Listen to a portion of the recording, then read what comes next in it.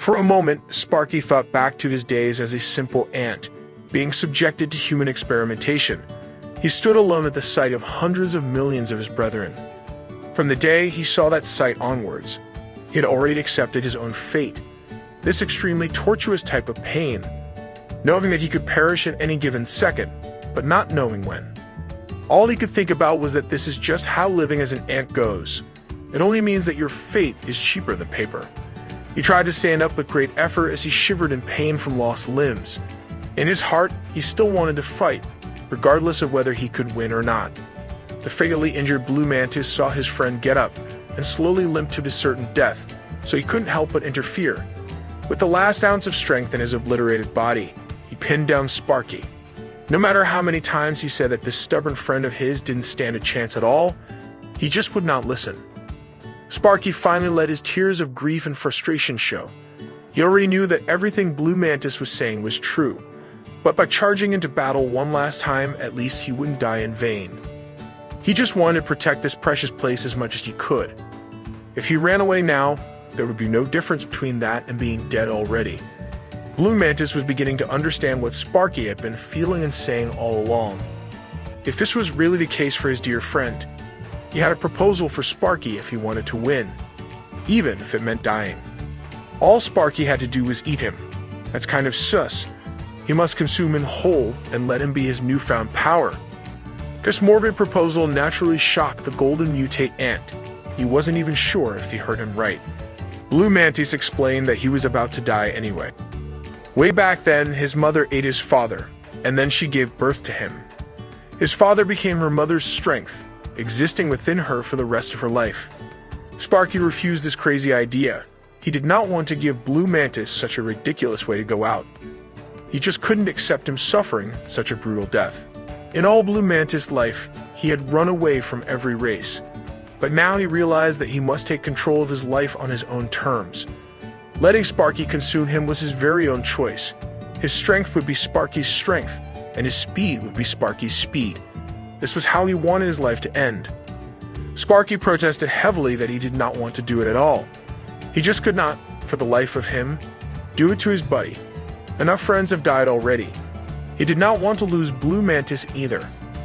Just a few meters away from their heartfelt discussion, Gullah was making quick work of the mutant rats that crawled up from the underground city. These simple beasts were no match for his transcendent dark energy. This guy is a super effective rat exterminator. Lingfeng could not stomach this sight at all.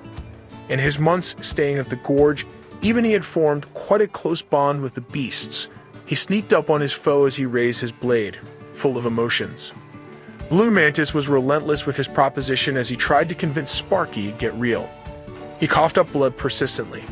Right now, even just talking was extremely painful for him.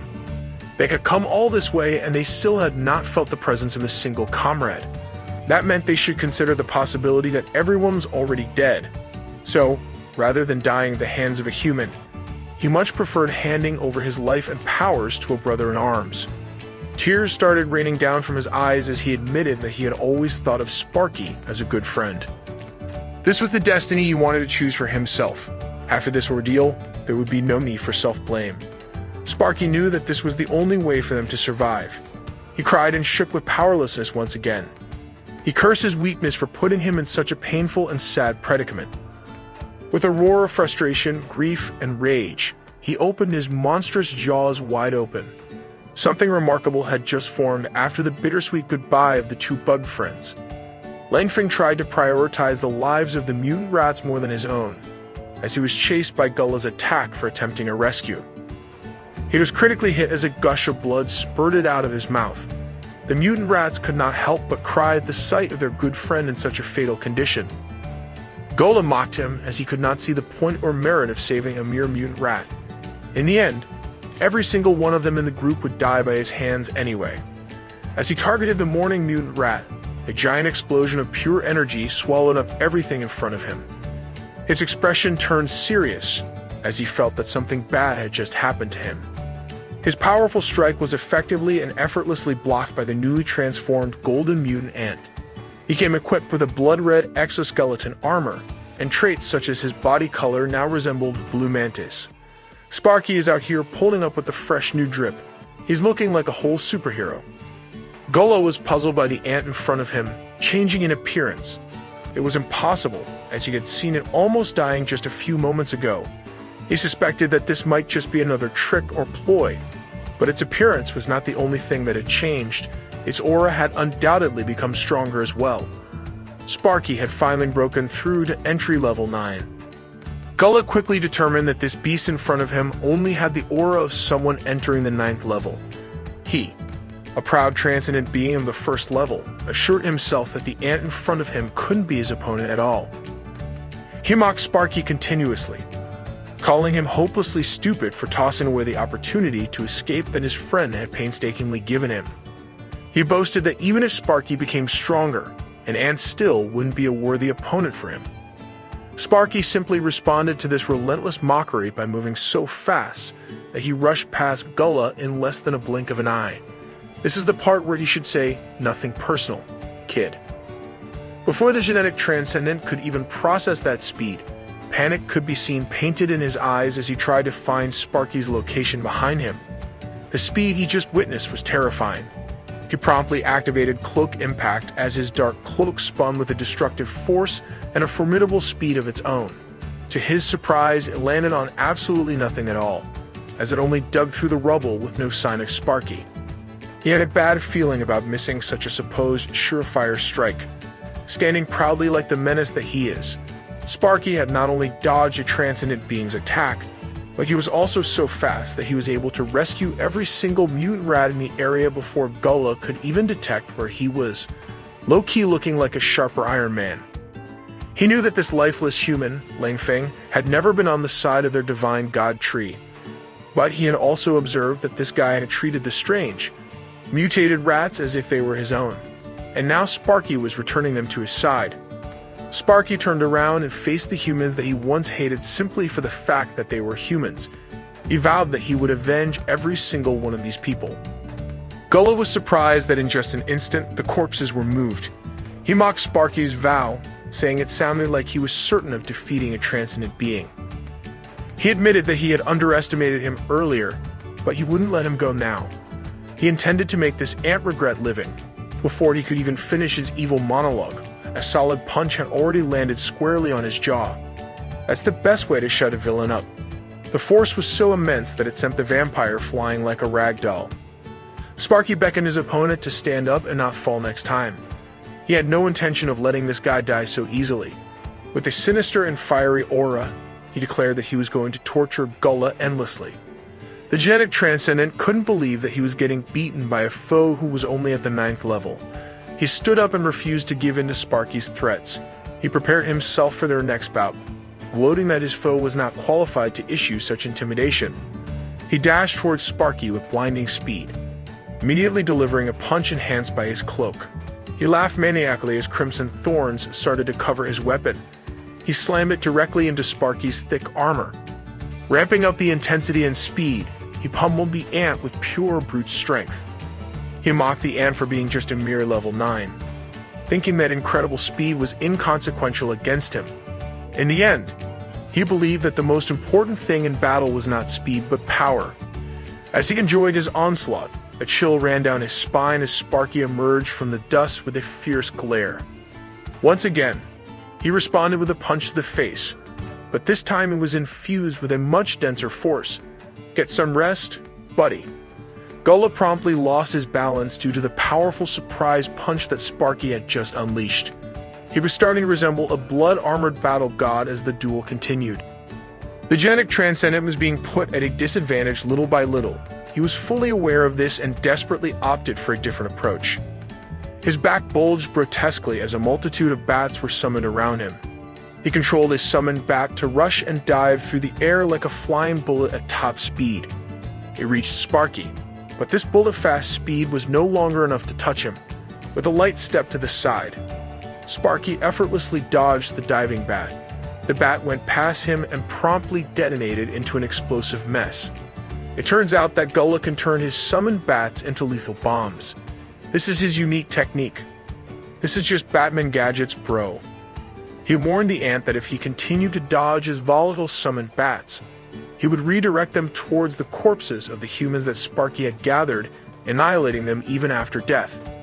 Sparky felt darkness welling up inside him as he decided that he must kill all the bats flying around the area.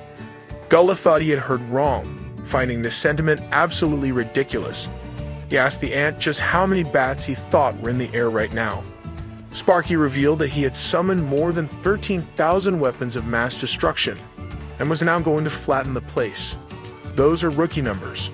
Sparky prepared himself as the fool beckoned his army of blasting summoned bats downward like a rain of TNTs in the form of mammals. He observed the positioning of the bats as he aimed for the most optimal path.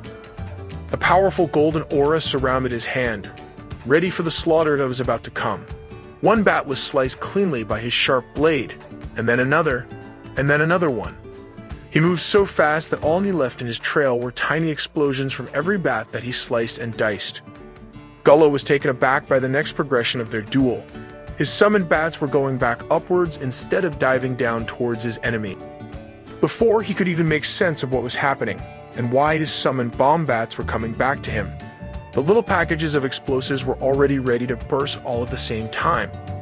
He was swallowed whole by a massive explosion, helpless and clueless as to what had just happened to his own special technique.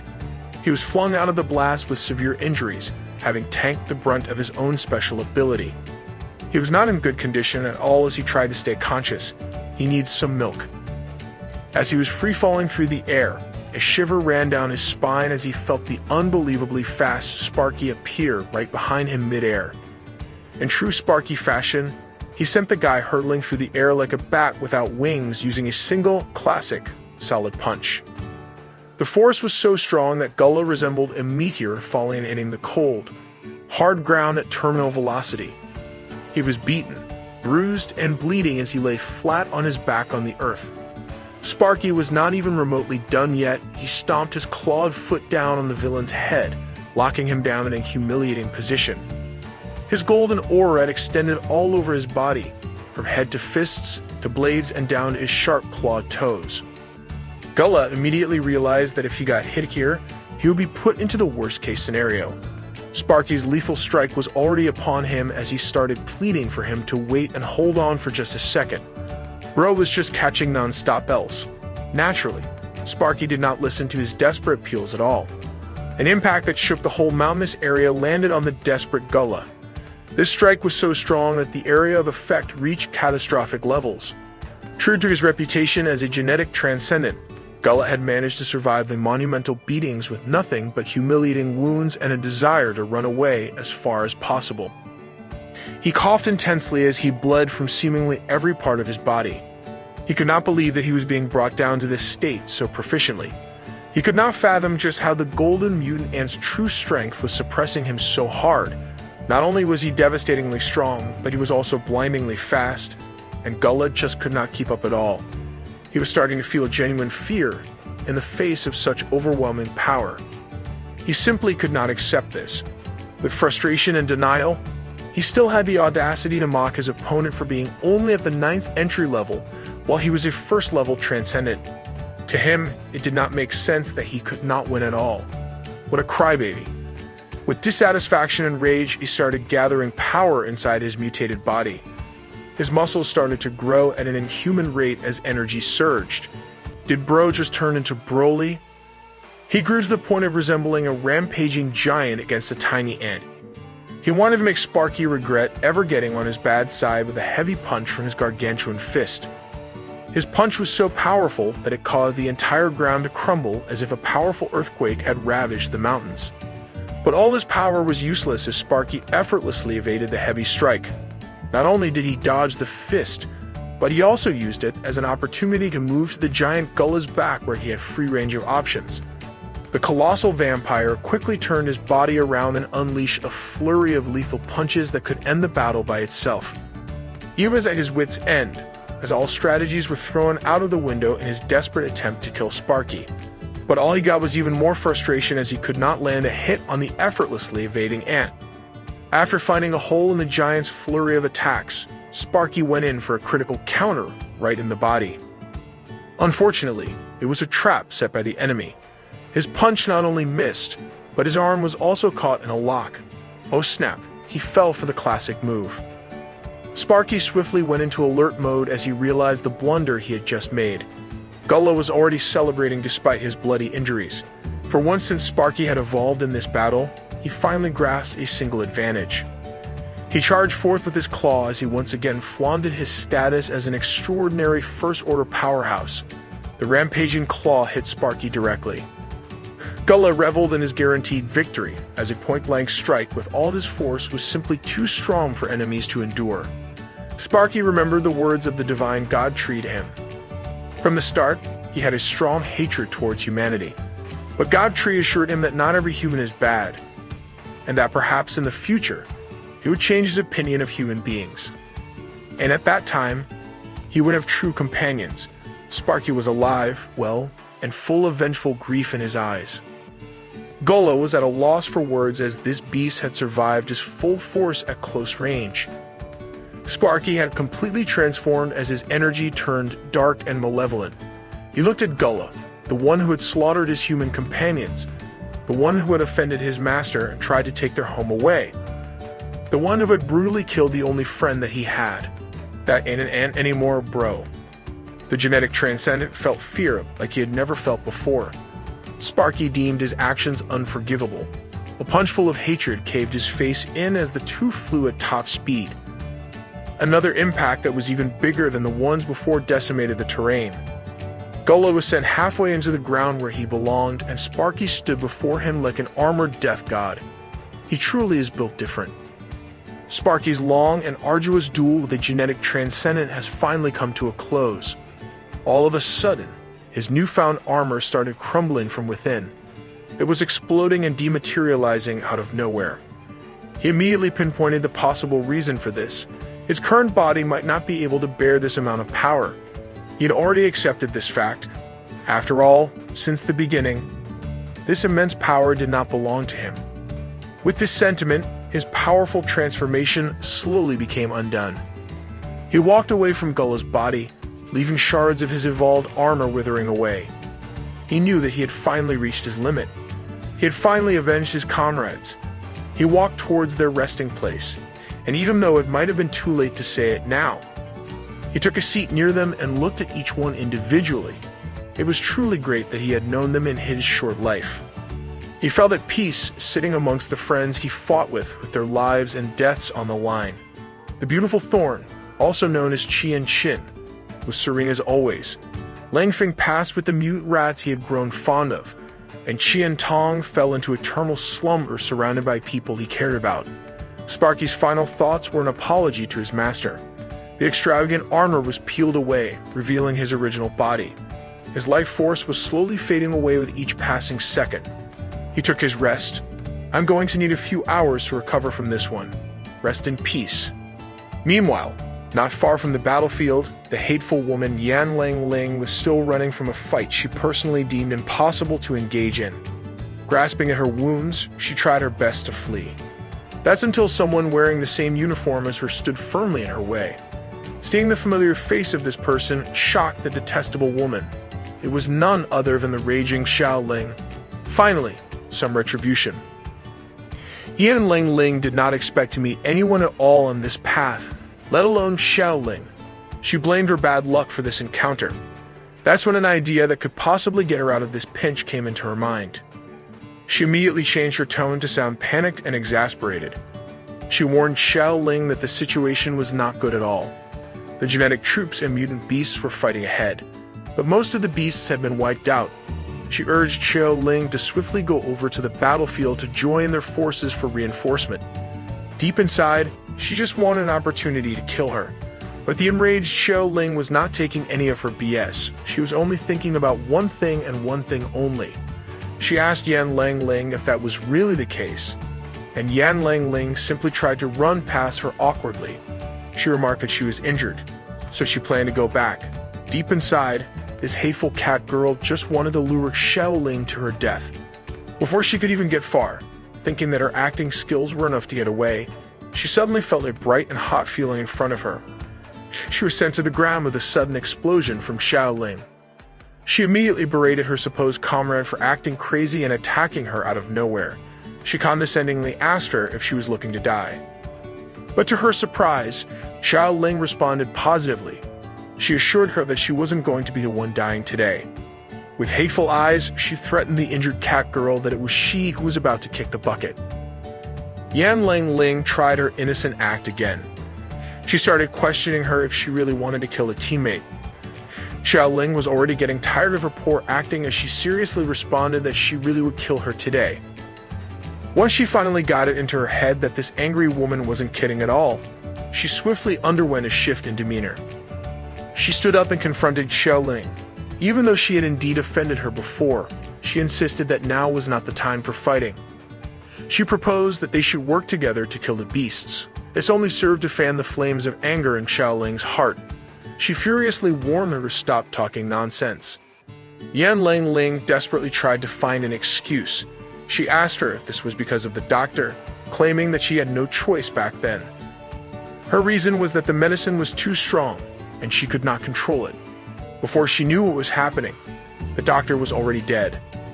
Hearing this was the straw that broke the camel's back. Xiao Ling unleashed a forceful punch that caved in Yan Lang Ling's hateful face. This panel is so damn satisfying after everything that had just happened. The impact was so strong that she was sent into a backflip with just the sheer power of the punch. She slammed down on the ground, complaining that her nose hurt so bad. Xiao Ling might have promised the doctor on his deathbed not to kill her, but she did not say that she wouldn't beat her up. Finally, letting go of all pretenses, Yan Lang Ling channeled her wild aura as she planned to go toe-to-toe with Xiao Ling. She rushed like a wild animal, aiming to start the battle with a swift scratch. Xiao Ling responded with an immediate flame fist counter squarely on her body. At that moment, Yan Lang Ling already knew that she was done for. The flame fist that landed on her critically was enough to put her in miserable pain. She needs some milk. Before she could even recover from the shock, Xiao Ling was already continuing to pummel her down with a wide swing kick to the face. She flew and bounced on the ground like a thrown rag doll, and the mountain rocks caught her flying body with a devastating impact. To follow it up, Xiao Ling manifested her rage-filled fire butterfly. She burned her just enough to cause an unbearable amount of pain while being swallowed by a raging inferno. As the flames died down, she rapidly reached out her hand, aiming to grab onto Yan Lang Ling's face. She brought her down to the ground while gripping her face with brute force. The wrath in her heart and eyes just could not be extinguished. She resembled the Queen of Death and Fire as she walked menacingly towards Yan Lang Ling. She was already admitting that she was wrong, profusely, and desperately pleading for her life. She insisted that she really was in the wrong, and if she let her go just this once, she would repay her later. This girl is so bad at negotiating for her life. Xiao Ling responded to her distressed words by conjuring a blazing fire blade. With a rapid motion, she stabbed Yan Lang Ling's hands firmly into the ground. It was so fast that she could not even react at all. When the feeling of searing pain finally caught up to her, she cried out in agony as she felt the burn of the blazing fire blade. Xiao Ling guaranteed that she would not kill her, but she also wasn't going to let her go easily at all. Imagine being locked up by a fire sword. What a miserable way to be caught. There were countless beasts on this mountain. She assured the terrified Yan Lang Ling that she would not be lonely at all. As Xiao Ling was saying that, two hungry and wild tempest wolves were already just a few meters away from them. As soon as she saw this, Yan Lang Ling's face became filled with horror as she desperately screamed. From horror to rage, she furiously cursed at Xiao Ling. She damned her to die like a mad woman, but the tempest wolves were already upon her with their voracious appetite, equipped with sharp teeth and claws. All she could do was scream in agony as the tempest wolves feasted on her while she was wide awake. All she could see was the figure of the cold Xiao Ling, someone she had crossed one too many times. She became the helpless lunch of the tempest wolves. Eat well, boys. In a blazing, fiery forest, Xiao Ling is trying to catch her breath while leaning on a tree. A painful headache assaults her out of nowhere as she tries to find out what is wrong and why she cannot go back to her master. Her body feels powerless. She looks like she has COVID. She might be in dire conditions. but she still tries to brave through it and runs to hurry back to her master's side. On the other side of the battlefield, the primates are trying their hardest to tank the explosive power of human technology. Yuzu's roots are doing the heavy lifting by thwarting and guarding against most of the explosive and fiery attacks. Grass should be weaker than fire, but the god tree is just built different. The Peregrine Falcon faction, along with the Fog Beasts, is doing their best to break through enemy lines and launch an assault on the headquarters. Gao Yuan is starting to feel the pressure of the formidable forces from the Bayou Gorge as he orders for all the incendiary bombs to be deployed as soon as possible. The artillery vehicles carrying the incendiary bombs do not waste a second as they unleash hell upon the charging beasts. The incendiary bombs in the form of fast-traveling missiles lock onto the massive Fog Beasts. The vapor monsters are successfully deterred as the bombs blow up directly on their fog bodies. They slowly start evaporating at the high temperature that the incendiary missiles just unleashed. Even some of the flying Peregrine Falcons are subjected to the destructive heat of the missiles. The battlefield is quickly turning into hell on Earth. Yuzu's roots are fighting valiantly despite being burnt in almost every part. Despite the heat and destruction that the incendiary bombs are capable of, Yuzu's roots are simply in a league of their own as they show evident signs of fright-angry regeneration. Tanking missiles and healing himself back to full health. This guy is just flexing at this point. The soldiers quickly catch on to the fact that the roots are so full of vitality that the fire is simply not enough to cause serious damage as they heal back up to pristine condition before their eyes. Gao Yuan quickly reassures his soldiers to stay calm and keep bombing. He reasons that the roots need spiritual power to keep repairing themselves. Once they run out of spiritual power, they can capitalize and take them down for good. Also, from their position, it is all but guaranteed that the tree roots would not be able to reach their ace in the hole, the missile launchers. Yuzu's roots continue to be bombarded and engulfed by the flames of the missiles. The missile launchers are doing their jobs magnificently as they continue to rain down hell on the opposition. To try and tip the balance of the battlefield, 3 Peregrine Falcons can be seen rushing through the air, obviously aiming for the missile trucks. Unfortunately, 2 of the 3 Peregrine Falcons are immediately stopped by the awakened soldiers that are waiting to ambush. They have caught up to the fact that these formidable beasts cannot always maintain full-strength speed for the whole duration of the war. They formulate and execute a counter perfectly. As 2 of the Peregrine Falcons are caught, the remaining one boosts its speed even further to fly deep in the back of enemy lines. All it takes is one, baby. The soldiers' panic can be seen as they lay their eyes on one speeding falcon that resembles a bullet with its speed. It is full of determination and willpower to do the mission that was tasked to it. The valiant singular Peregrine Falcon dives deep and crashes against the destructive missile trucks of the enemies. It causes a massive explosion that shakes the entire battlefield. The clueless soldiers finally see that behind them, the missile truck they were supposed to protect has already exploded. To add to the chaos of the combat zone, a sudden earthquake is suddenly triggered by something underground. When the dust and explosion smoke gather, everyone knows that something has just come to the surface. It is none other than the transcendent level 1 Emperor Alligator coming in hot as he lunges towards the formation of the soldiers with his massive jaws open. Let's go, it's feeding time, boys. As the massive beast descends upon them, they have no choice but to stand their ground and rain enhanced bullets like madmen. Even under fire from such bullets, the Emperor Alligator is simply unaffected as he looks like an invincible raging monster. At the psychic monitoring station headquarters, the woman in charge finally lays eyes on her arch-nemesis. It's been a while since she last saw this Emperor Alligator in the flesh. She swears that this time around, this beast will not be able to run away again. Gao Yuan gets out of his cozy tent to observe this absurd development with his own eyes. This man is under so much stress. The Emperor Alligator that they have been so adamant about hunting is standing before their full military force. The monstrous reptile tanks every single bullet that is launched towards him with rage in his eyes and heart. He lets out a sonic blade that affects every single soldier and military force in the war zone. Awakened soldiers or regular soldiers. No one is spared by his powerful voice. Tanks and troops are mowed down as the Emperor Alligator starts his rush towards the base camp of the force. This looks just like how we played with our toys when we were younger. The humans try their best to stop him. No matter what happens to them, they must keep this monstrosity away from the Supreme Commander. Yan Gao Yuan promptly orders for every infantry and supernatural unit to fall back. He also requests the Air Force to get ready and deploy muscle-paralyzing bombs as fast as they can. The Air Force does not waste a second as their aircraft start dishing out muscle-paralyzing bombs and bullets towards the Emperor Alligator. He takes them with his thick and tough scales like a boss as always. Deep in his thoughts, the Emperor Alligator has already figured out his plan of action. Flames engulf the whole battlefield below as the base camp above the cliffs stays safe. The supreme commander of the whole operation, Yan Gao Yuan, tries to look at the state of the war zone for himself at the top of the cliff. He is greeted by the sight of the Emperor Alligator shouting out the god tree's name in perfect human language. Imagine seeing this in the middle of a war. Just wave the white flag. Yu's roots move lightning fast in response to the Emperor Alligator's plea. He makes quick work of destroying every single airborne unit of the Air Force, effectively ending their reign of muscle-paralyzing bombs.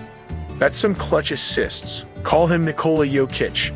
Taking advantage of the space that his master created for him, the Emperor Alligator jumps and roars into action as he rushes forward.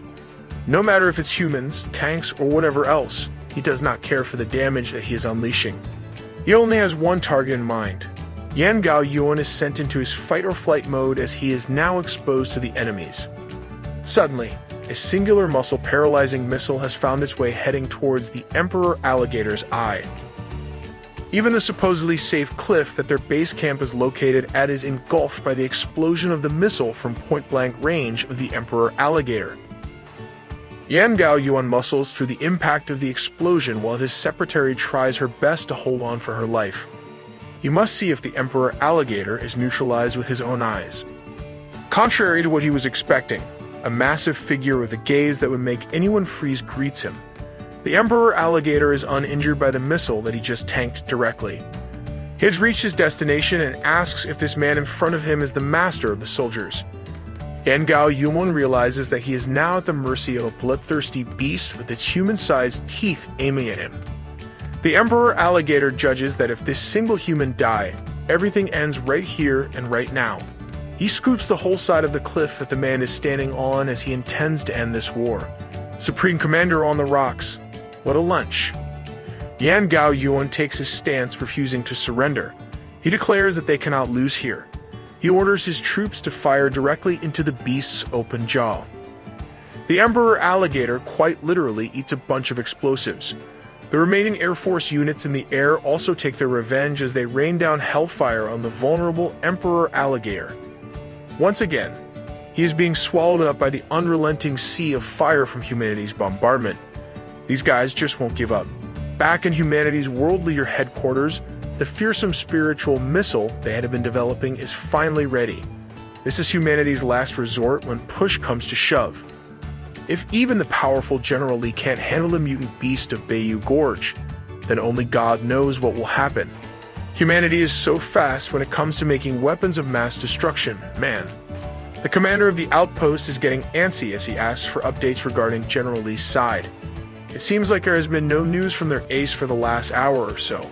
Back in the heart of the battlefield, General Lee is continuously being beaten by Yuziu. With just one powerful route, he manages to thwart the Federation's strongest general with no problems at all. He asserts to the powerful soldier that he could easily beat him. This general refused to listen to the words of Yuziu. He insists that he is not the type of person to back down. He believes that he will not lose. Seeing the willpower of the man, Yuziu decides that before ending his life, he will show him his real strength. General Lee is taken aback by this statement. He did not expect that after the intense beating he had just experienced, his opponent wasn't using his full power the whole time. This is not even my final form. With a powerful roar, Yuziu pushes his spiritual power to the limit. The entirety of the gorge starts crumbling just from the pressure he is exerting. The general cannot believe that this is real spiritual power coming from a tree. As the terrain begins to crumble, Yuziu's red vines start going wild all over the place. General Lee looks powerless in front of such an impressive display of might. He braces himself for impact as he looks at the figure of Yuziu's empowered form. He was already strong, and now he's even stronger. If humanity cannot kill him now, General Lee thinks that he will surely become a menace in the future. Rather, he was living peacefully. You guys are the ones that's turning him into a menace to society. He takes out a black pill that he really did not want to resort to. He does not want to take this pill at all costs, but seeing the God Tree power up, he does not have a choice. He bites down on the black pill. He must destroy the tree in front of him before the medicine wears off. He refers to Yuzu as the demon tree. Even if he must risk his life, he vows to never let him live. He pledges that he will bury him along with the wild beasts right here on this very mountain. He starts undergoing a fearsome transformation. His skin turns to a darker hue as his strength rapidly increases, while his health rapidly declines. He finally achieves the strength of a mid-third level spiritual power of 680,000 as his lifespan decreases to 10 hours. I respect the commitment.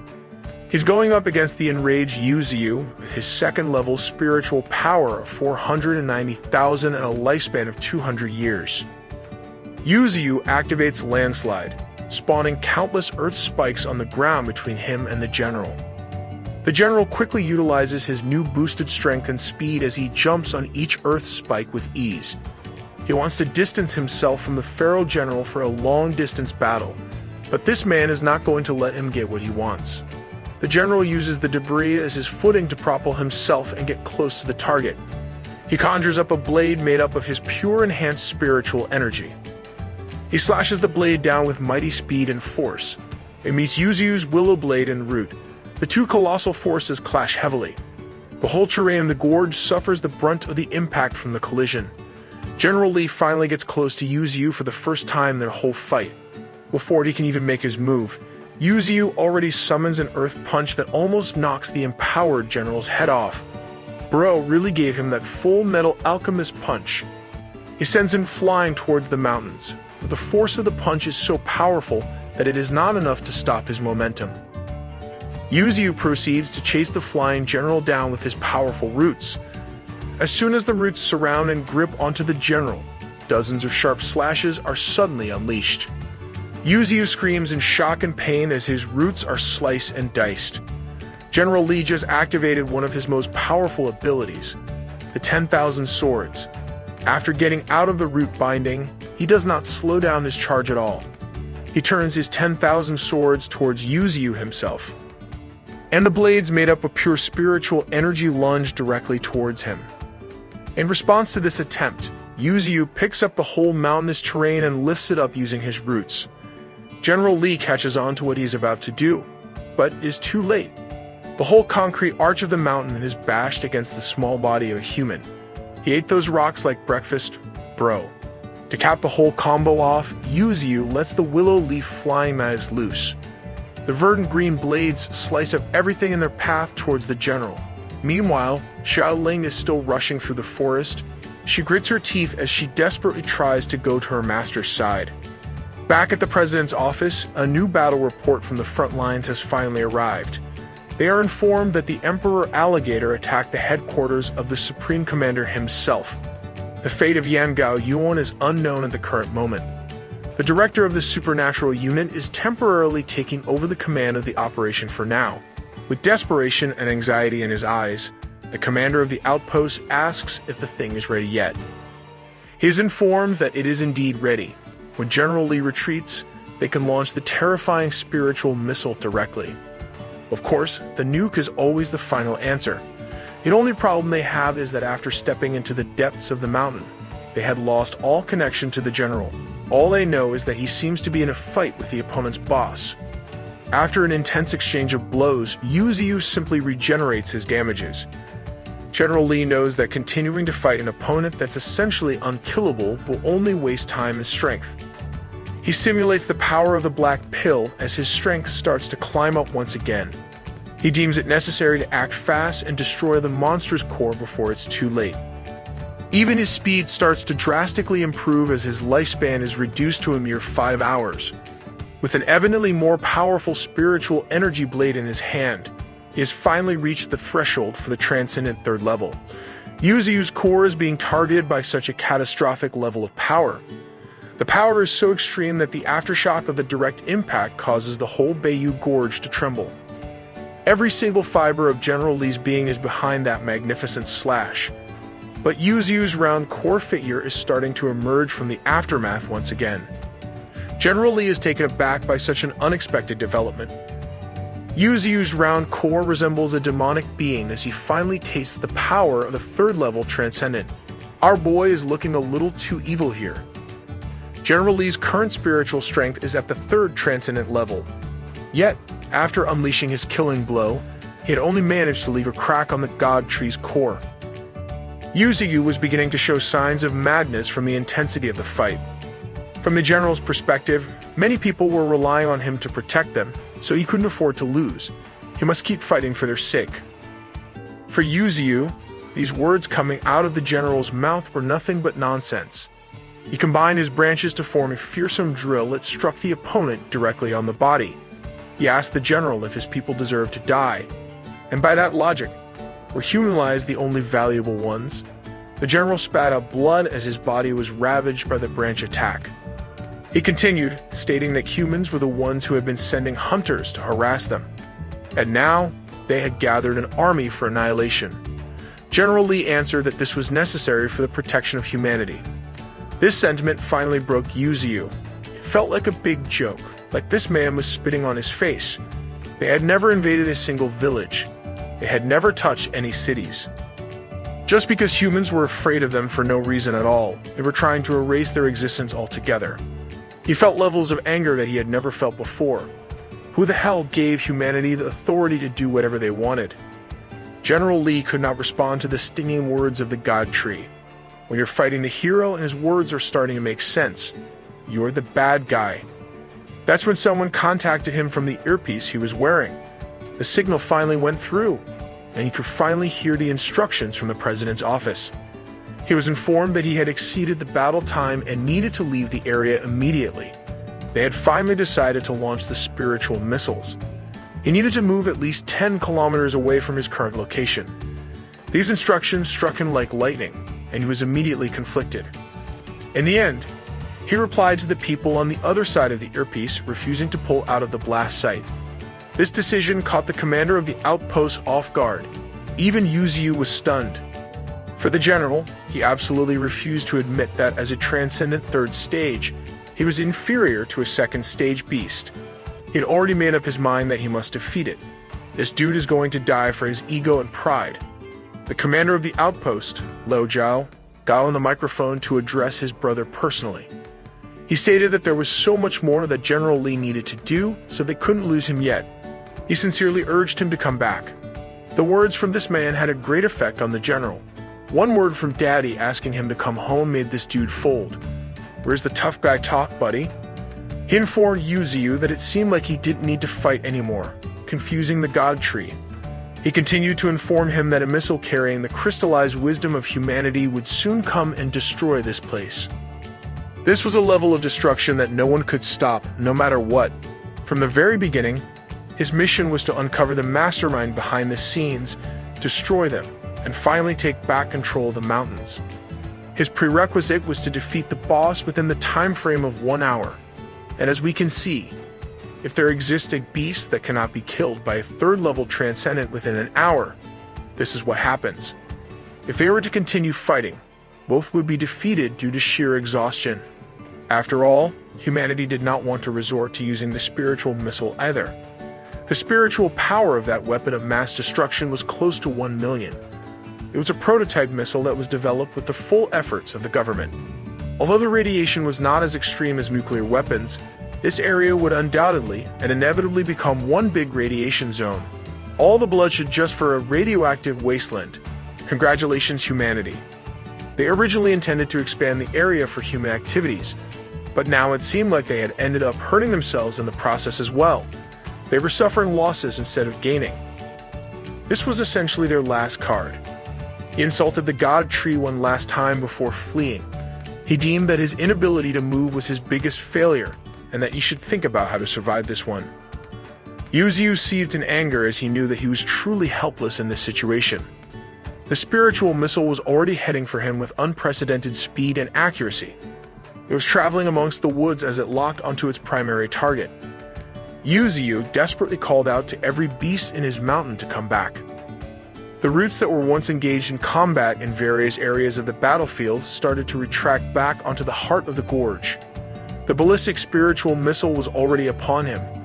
With every root and branch activated, Yuziu did not intend to die here. The fleeing general saw the missile hurtling through the air, and Yuziu saw it heading straight for his core. He tried to block it with every single one of his vigorous roots, but he already knew that this would be insufficient. The head of the missile drilled through the tough roots and decimated its way all the way to the other side. It finally landed on its final target head-on. It dug deep right into the god tree, Yuziu's core. I'm literally screaming internally. Just like that, a spiritual missile ravaged him from the core right through every single part of his colossal body. It even dug deep downwards to the underground city, until it finally exploded and destroyed the whole Bayou Gorge from the underground up. The only thought in Yuziu's mind was his words for the citizens of his mountain, that he promised to protect them all, that he would not let them die. The heartfelt words that he vowed to everybody. He promised them to survive together in this little place that they could call home. The mountains had finally been erased from the map. The only thing visible from afar was a gargantuan explosion, a culmination of human progress in its purest and most destructive form. Ain't no way, bro. The massive blast swallowed everything up within a radius of 10 kilometers from the heart of Bayou Gorge. Why does that explosion look like something else, though? Beasts and plant life alike were annihilated in just a second. The rushing Shaoling was even caught up in the pressurized air coming from the blast. From underground to the skies, the spiritual missile reigned supreme all over the mountains. The soldiers at the outskirts of the mountain watched in relief as the signal for the end of the war lit up the sky. The missile had finally been launched, and the hard part for them was finally over. The head of the Federation was quickly updated regarding the triumphant hit of the missile. The mission had finally succeeded. Outside the blast radius, General Lee finally reverted to his normal, albeit injured, form. He coughed up blood as the injuries from his fight and his consumption of the black pill had left him in rough condition. That's when a group of awakened soldiers saw him struggling to stand up while supporting himself with a rock. These concerned soldiers were there to pick him up. As the majority of the troops had already begun to retreat, they had to hurry back as well. Mr. Running away from battle even has an entourage to take him home. Upon hearing this, General Lee quickly demanded an update on the situation in their war zone. It turned out that as the army fought against the wild beasts of the mountains, they had managed to kill those they could and flood from those that were too strong to fight. The cleanup had almost been completed as well. The biggest threat to humanity and the most troublesome monster they faced was none other than the Emperor Alligator. It had taken down nearly every tank, missile launcher, and attack helicopter they had. By its sheer strength and willpower alone, the Emperor Alligator had mowed down and killed 10,000 soldiers, including the Supreme Commanding Officer, Yan Gao Yuan. They had to use thousands of missiles to finally kill it in the end. He was a Giga Chad until the end. Rest in peace, brother. Now that the last boss in the mountains had been killed by the headquarters missile with the help of their idol, General Lee, there were no more powerful beasts in the mountains. The spiritual value in Bayou Gorge had dropped from its original 300,000 to only 1,000. The headquarters had also issued the retreat order. After a barrage of updates, a familiar figure could be seen standing menacingly not far from the group of awakened soldiers. It was none other than Shaoling, slowly making her way towards the group of soldiers.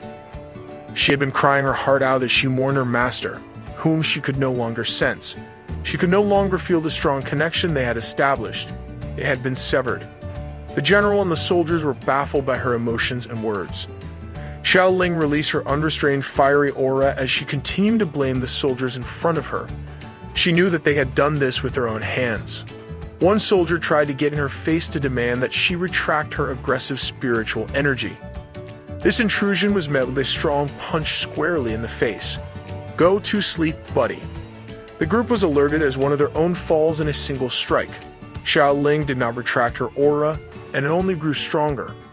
With a blazing hot spiritual energy, she coldly confessed that the tree that humanity had just killed was none other than her master.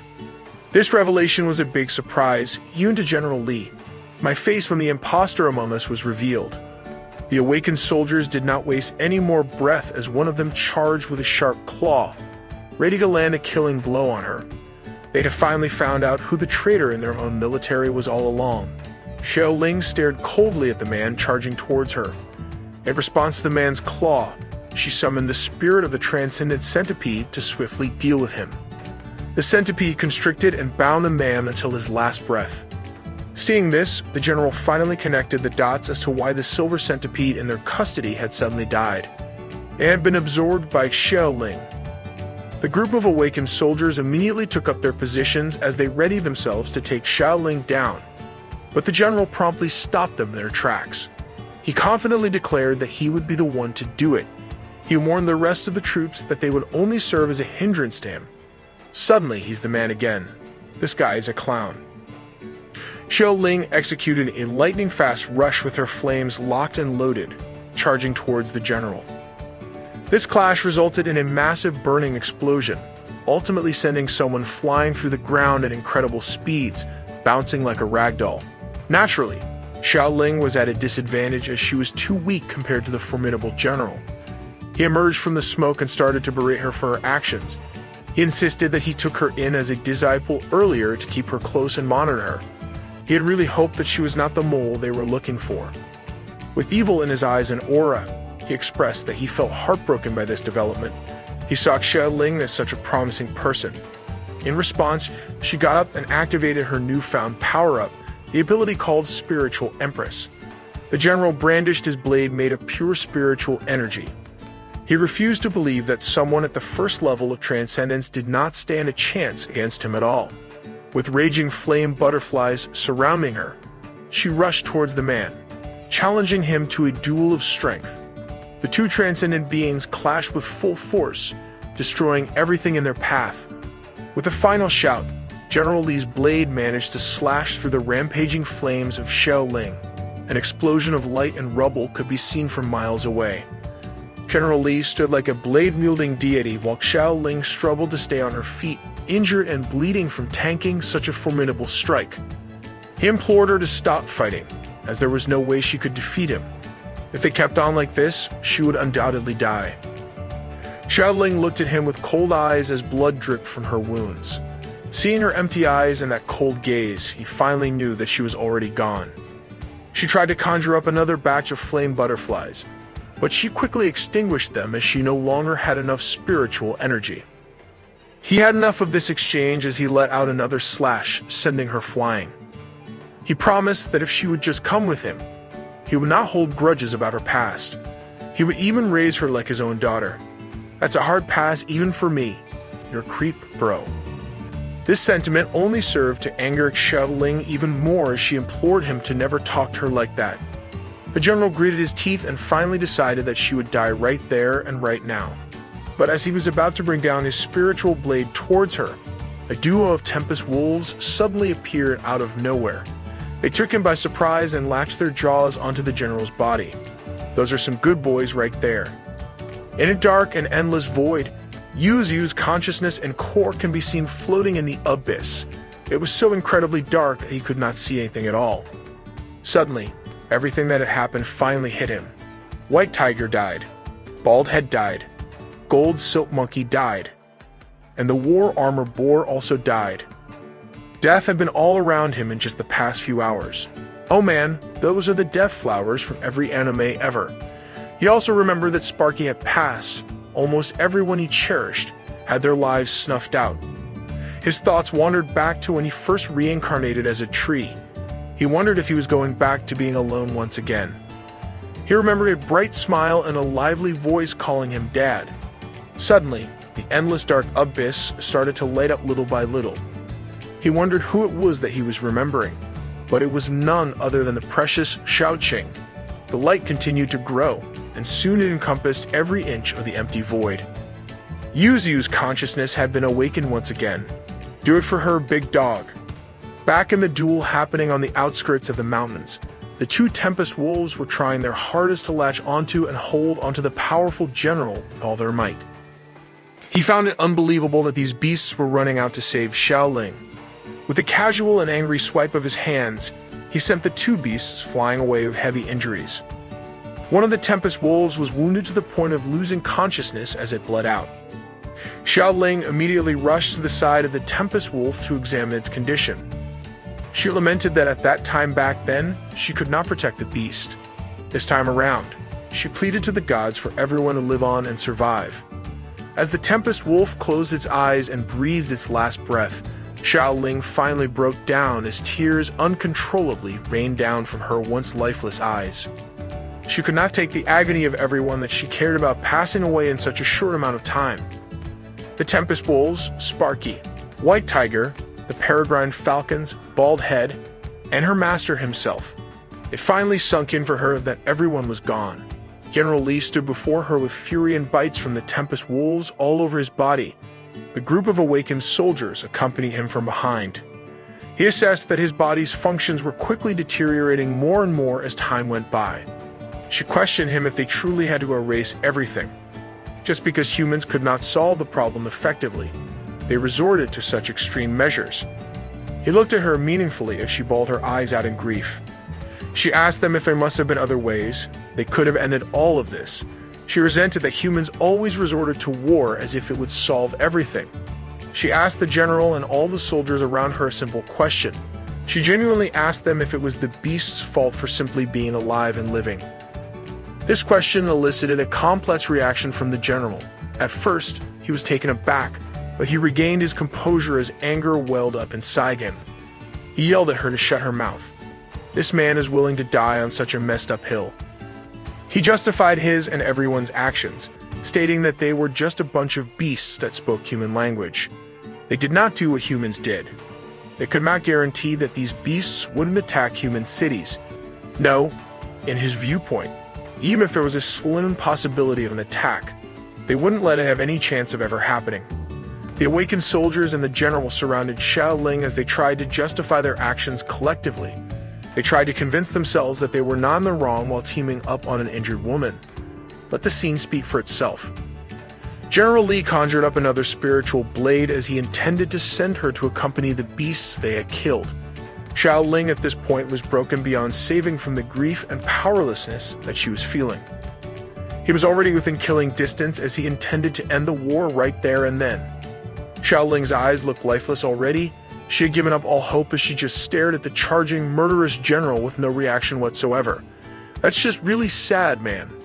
Suddenly, a familiar tree with burned roots and trunk came flying in from out of nowhere. The round core that Xiaoling was all too familiar with was now surrounded by molten material that burned brightly and ruthlessly.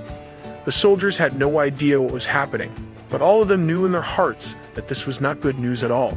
General Li was the only one feeling true dread and fear as he carefully watched the tree flying towards their direction. Xiaoling was also taken aback by such a bizarre twist of fate. The god tree, Yuziu, finally landed on the battlefield with his new and fiery look. He cemented his roots onto the ground as the burning fire continued to blaze around his core. Let's freaking go. He looks like Ghost Rider right now. The soldiers tried to brace themselves for the impact, but that was the least of their concerns. The powerful roots of the god tree were already on the move, and the targets were unaware. General Li tried to scream and warn everyone that this was the boss of the mountain. But his voice was drowned out by a roar that was so loud and frightening. It engulfed everyone within the vicinity with terror upon hearing it. It was as if a new life was lit up inside Xiaoling's heart as she tearfully called out to her master whom she thought had passed. With a deafening and threatening roar, he warned the humans in front of him to get away from his precious Xiaoling. With a sudden sweep of his roots, the area was flattened along with a decent chunk of awakened soldiers. The surrounding troops had not even processed what was happening and what this blazing creature in front of them was. General Li shouted at the god tree, frustrated and infuriated at the tenacity of this monster. Looking at his status, all of his branches had been damaged, 9 of his tree roots were impaired, and even his regeneration ability had been disabled. He had been warned that his whole system would collapse soon. It would break down in exactly 10 minutes from now. The awakened soldiers tried to gain their composure and got into their respective positions to rush at the god tree all at once and try to go for the kill. General Li panicked at this charge as he hurriedly warned them not to go. He assured them that all of them combined would be no match against such an opponent. The raging Yuziu did not intend to leave a single one of these soldiers alive. His ferocity took over as the burning flames of his core grew even more. He stretched out his roots, eliminating the charging soldiers in less than a second. He continued to scream in rage and agony as his roots traveled from one end of his kill zone to another, claiming the lives of soldiers with maximum efficiency. With their comrades dying left and right from charging forward, the soldiers on the ground quickly realized that this was way above their pay grade. Some of them were too stunned to even step forward, but the roots took the chance to bring the action to them. Another soldier got his head crushed as the roots advanced forward. "Where's your head, big dog?" The only thing on Yuziu's mind was to kill and kill. All these humans must die. His rampage was so chaotic that some of the charging soldiers were even burned by his flaming core. Even Xiao Ling found it hard to stay safe amidst the uncontrollable rampage of her master. General Li finally acted and jumped towards the god tree with his spiritual blade in hand. His longevity was also quickly dwindling down. He had 57 minutes of lifespan remaining. This would truly be their final fight. The general was up against Yuziu's 9 minutes and 10 seconds of longevity remaining. General Li, with his trusty spiritual blade in hand, rushed towards the rampaging and smoldering monster that is the god tree. Even with a massive damage at the upper part of his round core, Yuziu is not going to let that crack get in his way. Just as he was preparing a strike in response to the charging general, he was suddenly caught off guard with the speed of the spiritual blade. It landed squarely on his core, cracking and breaking off shards even more. After tanking that missile impact from just a few moments ago, the general believes that there's no way that the god tree could beat him anymore. He charged once more with the intent to kill. The roots immediately halted his charge and dragged him away effortlessly. Contrary to his belief, the roots themselves are enough to stop his momentum and injure him gravely. It held on to him like he owes it money. No matter how hard he tried to free himself, the root was unmovable.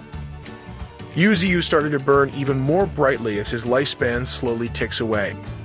It was as if he was going insane as he reaffirmed that this mountain of theirs is where everyone lives. Xiao Ling tried to get close to her master, but the heat and spiritual pressure he was emitting was far too hostile and wild. General Li is having a hard time breathing as he was being slowly choked to death by the roots. That's when the god tree jumped off the floor and took flight like a burning rocket ship taking off. He jumped all throughout the mountains, covering staggering amounts of distance as he traversed his home. He did this insane way of traveling from one point to another while dragging the struggling General Li by his neck. Bro was riding a most deadly roller coaster out there against his will. The general had a bad feeling as he finally ascertained where Yuziu was truly heading into. Looking down from a distance, the central battlefield had finally calmed down as the fires of battles slowly dwindled away. Countless casualties on both sides littered the ground as the historic war had finally ended. The soldiers gathered to confirm that targets have been verified as out of commission. In front of the primate beast corpses, they celebrated that finally everything has been cleaned. They gathered around the Emperor Alligator. This beast in particular was an insane force of nature. Every single one of them took a huge sigh of relief when they confirmed that it has finally died. Taking the tally of casualties on their side, they could not help but feel conflicted at their supposed victory. The super being team is now only left with around 30 people. Are you sure about that number? The highest-ranking soldier alive took charge as he ordered his troops to count their people and check the number of bullets. In his mind, he was quietly celebrating. Since the Supreme Commander, Yan Gao Yuan, had died, he is now the person in charge of everyone. He just needs to lead the soldiers to clean up the mountains. After some light work, all the credit will be his for the taking. With a commanding voice, he instructed everyone to prepare, heading deep into the mountain. He roused them to start the mission to kill all the remaining weak beasts.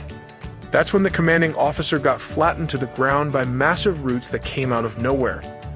The soldiers were caught off guard as the blood and guts of their acting leader was spilled and showered all around them. The flaming horror of the core of the god tree served as a reminder to the soldiers that this creature is not something that they can mess with. Yuziu turned his attention to the surprised soldiers, and all he can see was hateful humans. He turned his roots into a killing machine as he goes on the second part of his savage massacre.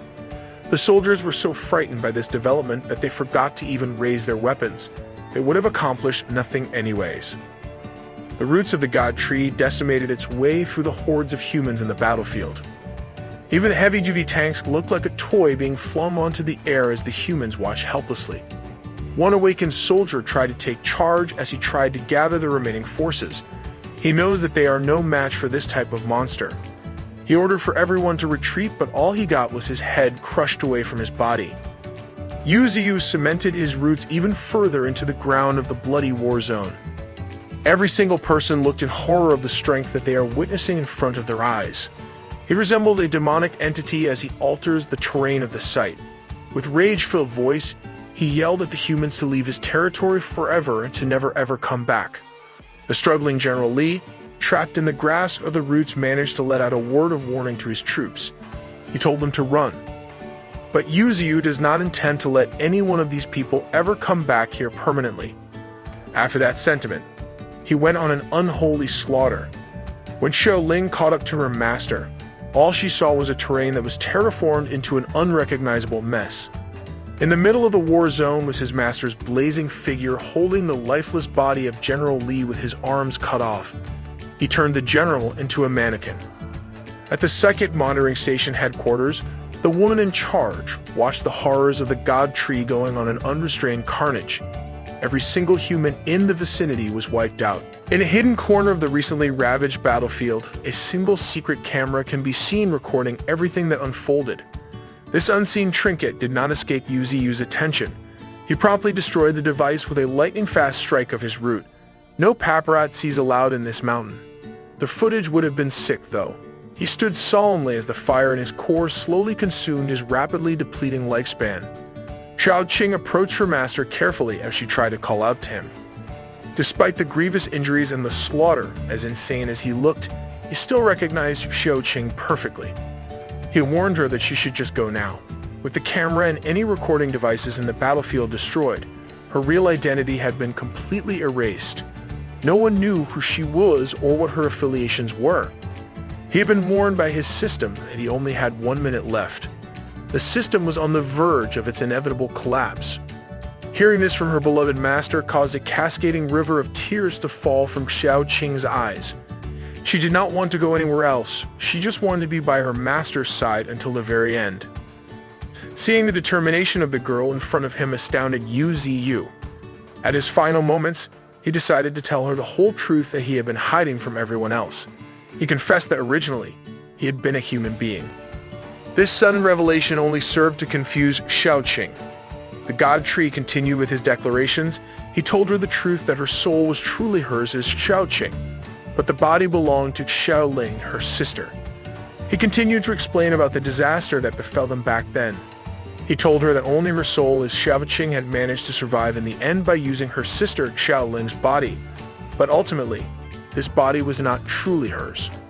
Every single time that he thought about the two lively sisters when they were still alive, his heart could not help but ache so much. He really wanted to save Xiao Qing and her sister, but alas, here they were today, hearing the truth from her master. Xiao Qing's emotions only welled up even more. He urged her to go back to the humans after this massive war. This battle, this whole conflict, they had finally won it. He stood valiantly with a complicated expression on his round face, burning brightly in the middle of the war zone. Before the god tree, Yuziyu disintegrated into nothing. He reminded his beloved Xiao Qing that from now on, no matter what happened, she must hold her head high and live with utmost confidence. Mr. Stark, I don't feel so good. He regretted that he could not keep the promise that he made with every single one of his friends in the Bayou Gorge. He wanted to go now and apologize to them. As he deteriorated into nothing, he left the grieving Xiao Qing with an apology. He asked for forgiveness for leaving her alone from now on. Rest in peace to the OG. Back in the office of the head of the Federation, the man in charge had a grim expression on his face. His office staff had just received the updates regarding the current situation in the Bayou Gorge. The Hun operation had ended after a grueling and long 18 hours of combat. If we tallied the damages, it would come up to a terrifying figure. 50,000 soldiers, including the superhuman unit and the genetic unity, had perished, a complete and utter wipeout. Except for Shaoqing, also known to the humans as Shaolin. Every single troop that was sent to the north of the gorge had passed. If I was in the human side, I would find that incredibly sus. In return, the rest of the beasts were also killed. Meanwhile, somewhere far from the desolated war zone, we see a beautiful beach surrounded by the boundless expanse of the sea while the sun is beaming down.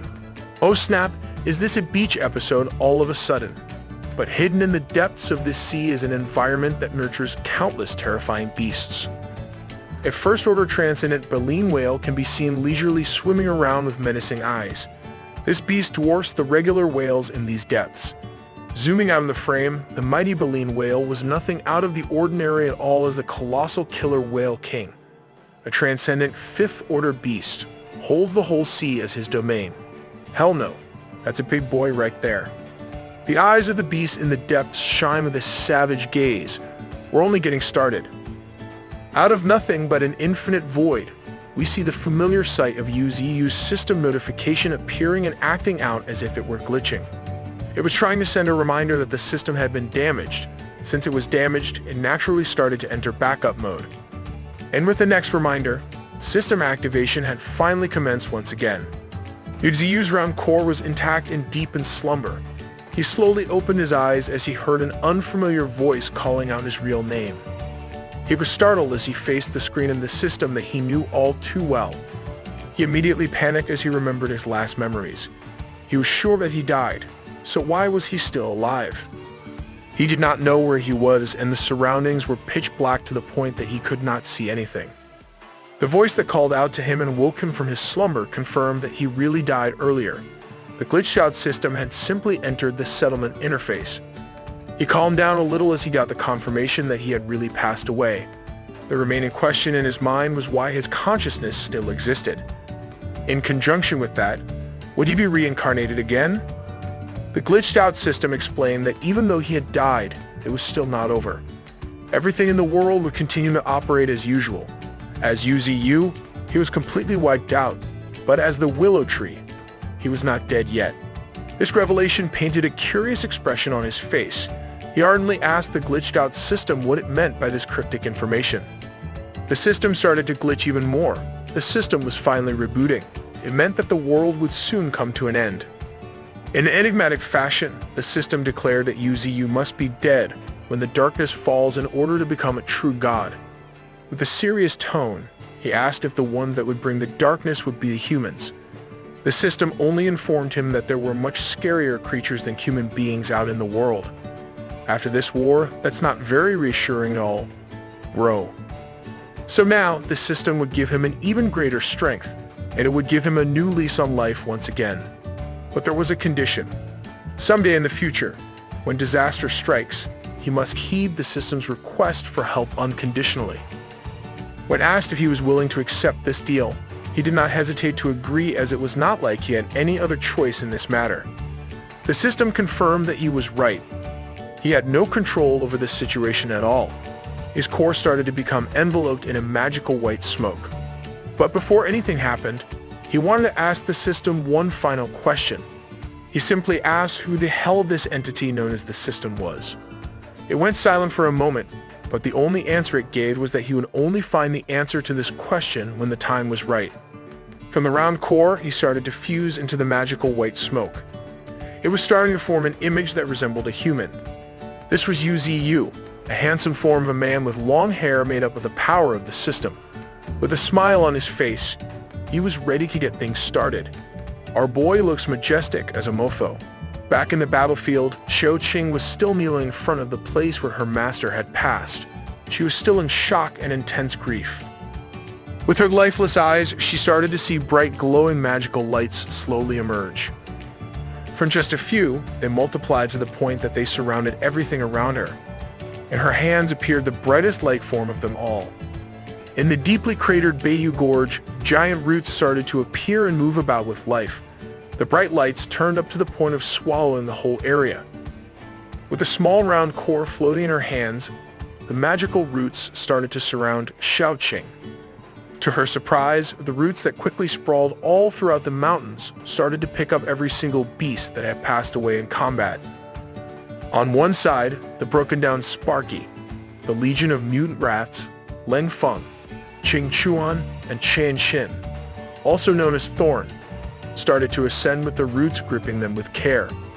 The loyal Tempest Wolves, the half-skinned White Tiger, the brave White Crane, even the inseparable trio of War Armor Boar, Gold Silk Monkey, and Bald Head started to join everyone else. Xiao Qing watched as a powerful force began to lift every single lifeless beast in the mountains. Even the gargantuan Emperor Alligator joined them in the air. Bro was casually going to execute the most overpowered plot power of all time. In the middle of it all, a blood-red trunk of a tree surrounded by countless strong roots emerged from the ground up. The epic story had finally begun. Wait, is this just the prologue? Xiao Qing held her master's new core carefully as the roots slowly brought her closer to the new and improved body of Yu Ziyu. The crimson trunk slowly opened in the middle, welcoming the new form of the God Tree, which she says it's her first time.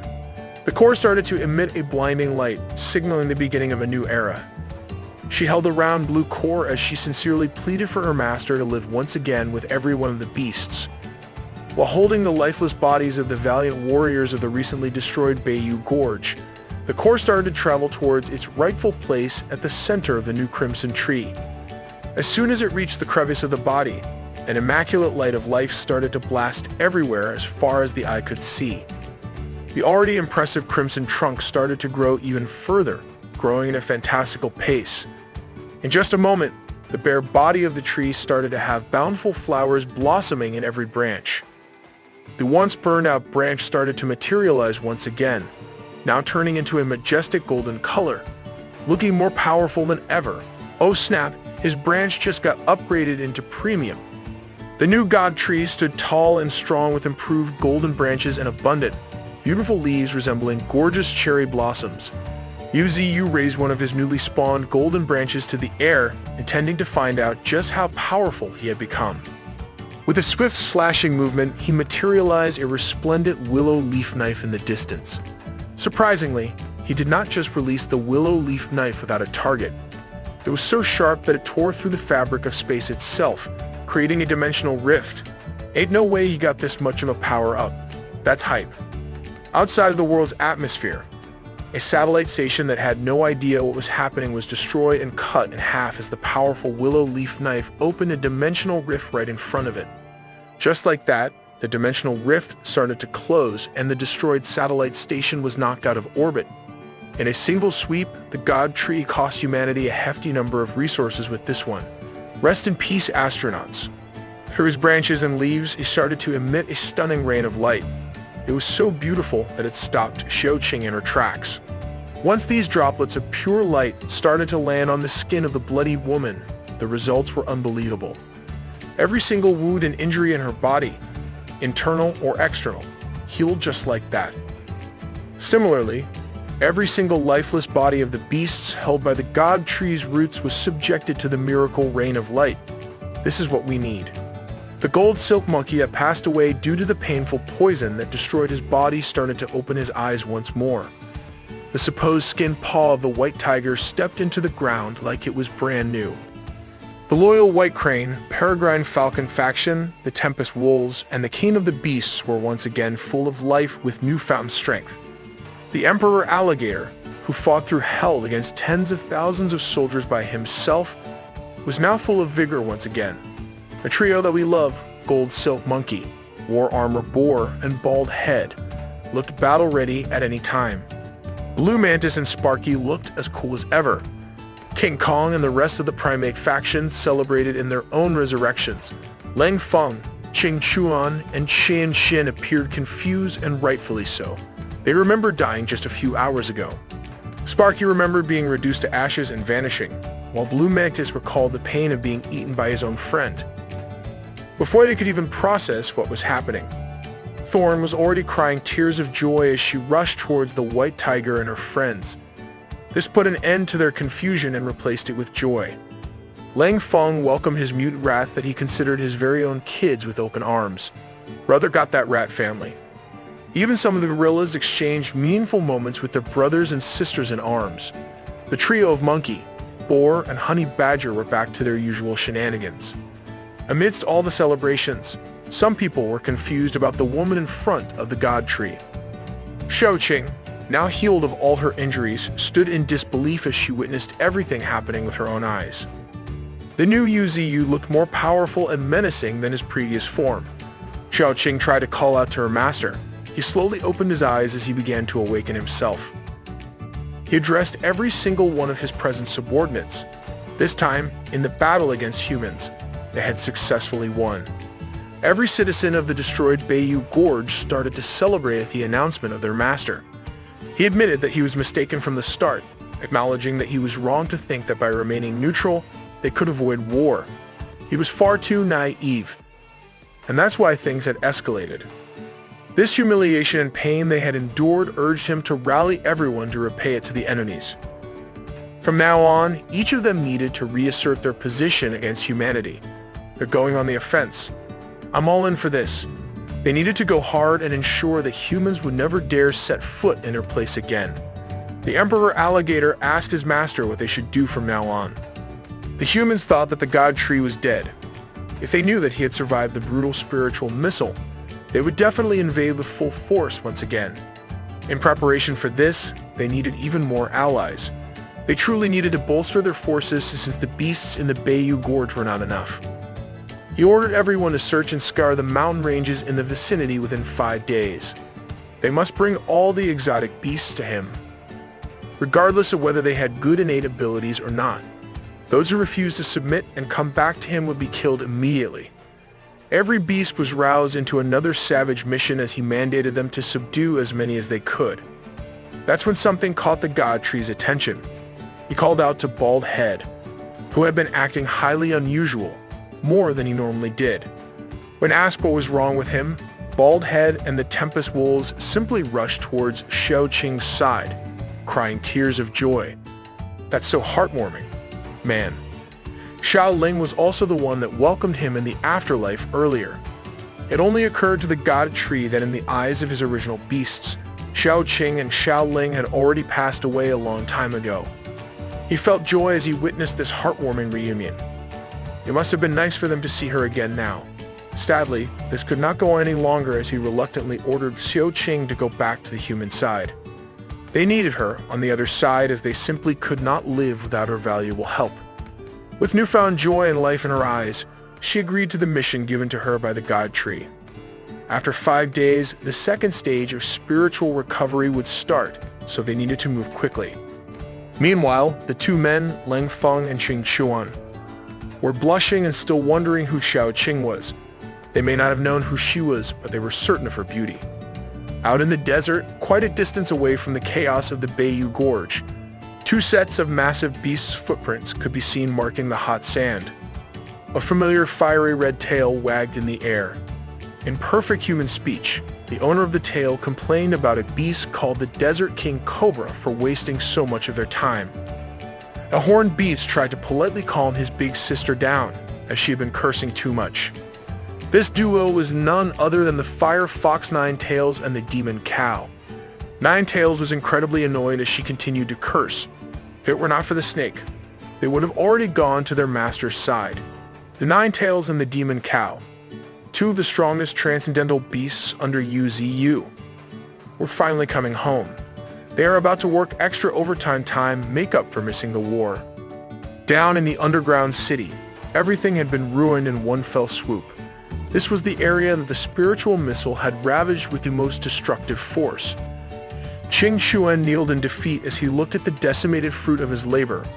King Kong and the primate faction were also underground, grieving the loss of their hard work in the underground city. They should just build a nuclear bunker this time around. Leng Feng was finally allowed to go downstairs to the secret underground city. He interjected that they had no control at all over this matter, but at least everyone was still alive. Qing Chuan agreed, feeling extremely grateful after being revived from death. The feeling he had right now could not simply be described as amazing. With this newfound motivation, he stood up with enthusiasm and urged everyone to start from scratch once again. He even invited Leng Feng to come and help with the construction. However, Leng Feng immediately declined, reasoning that he had kids to take care of. The god tree set up the fob on the gorge once again as its massive roots traveled all over the perimeter. At rank 2, his tree roots could only spread underground, reaching a depth of a few hundred meters. Now the difference could be seen clearly. Half of the foggy mountain was filled with its strong roots. Even the growth of its 9 main roots had been much faster than before, and it could only feel that they were getting even stronger. It blushed in anticipation of this prospect. It was like an excited child thinking about its next unlocked ability. All 9 of its mutated roots had reached the 3rd level. They now spanned kilometers long, and one of them had reached the peak of rank 1, transcended when it came to speed and strength. Now, it could also extract spiritual energy from other organisms for its own use. As soon as it read about this new capability, it immediately wondered who it should try this skill on. That's when it laid eyes on the napping and yawning bald head. Without any delay, it jabbed a tiny root towards the body of the honey badger, catching him off guard as he screamed in surprise and pain. Let bro sleep a little. He just got back from the dead and he's already an experimentation subject. Just like that, a tiny stab and suck netted it a hefty 3,000 spiritual energy easily. In battle, if it could keep absorbing the enemy or any other creatures to replenish its missing spiritual energy, it would be truly clutch. It already knew that this was going to be an amazing ability. This fight with the humans was not meaningless after all. Now, it wanted the system to upgrade its life force talent. At least now, it knew the ins and outs of fighting against the forces of humanity. The system gave it 3 directions in which its life force talent could evolve. It could strengthen its regeneration speed, reduce regeneration use, or strengthen its regeneration ability. It immediately picked the last option, and a surge of strength started to flow through it. Next time, even if its body was destroyed, it could slowly recover. It might take months or years, but as long as it had any surviving parts remaining, it would be fine. Now the question lingering in its mind was who in the world had revived it and what darkness the system was referring to. In the 2nd military area nearest to the Bayou Gorge, the night was dark and the troops were on high alert. The guards at the entrance of the facility were surprised at the sight in front of them. It was none other than the formidable prodigy of the superhuman unity, Xiao Ling. She purposely made herself look injured and battered, and all the guards were just in disbelief seeing her survive the war.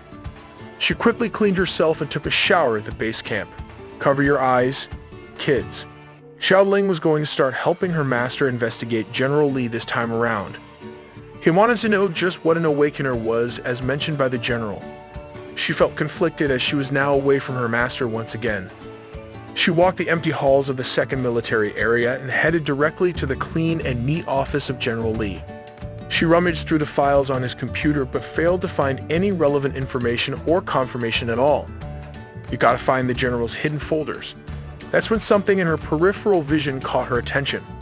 She looked at the painting on the frame and activated mind perspective. She saw through the painting, and a secret door was revealed behind it. She followed the hidden door and bravely entered the concealed room.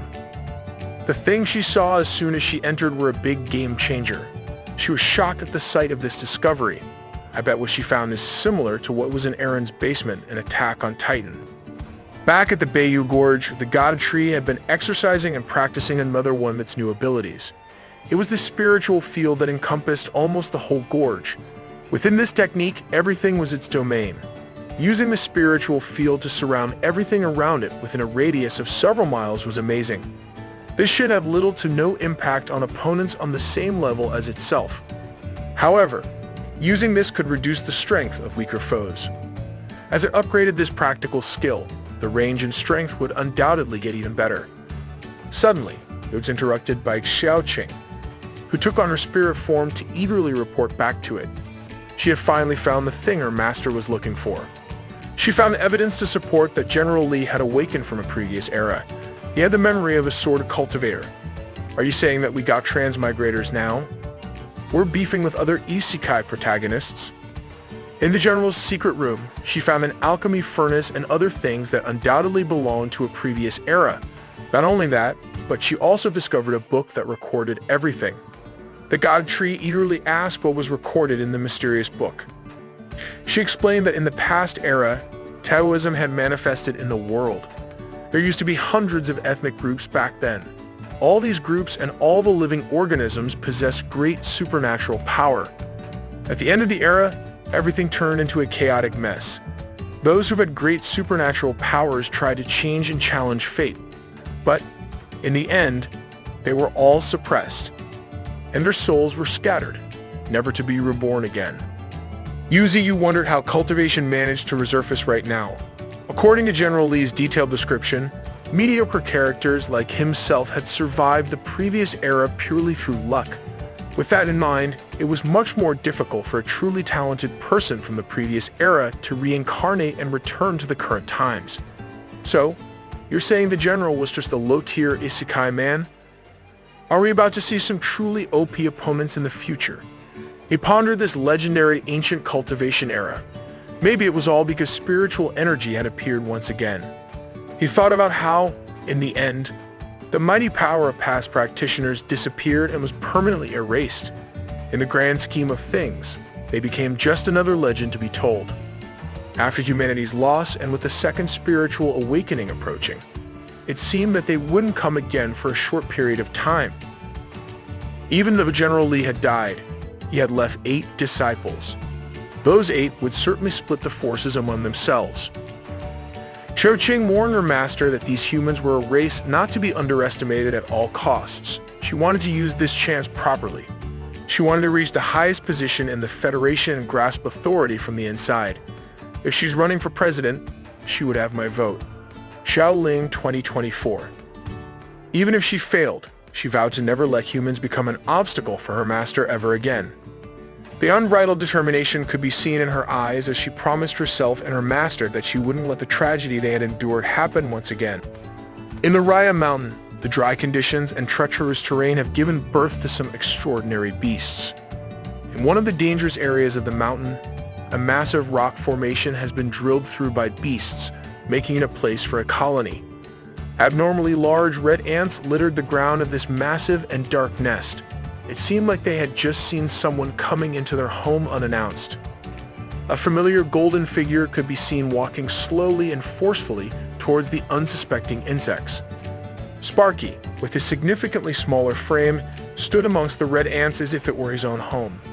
With his confidence, he made it seem like he was not trespassing into the colony. The virgin red ants versus the Chad golden Sparky. Looking at the countless massive red ants surrounding him, he called them out for being too weak in front of their faces. He urged them to come with him without any resistance, promising power beyond their wildest dreams.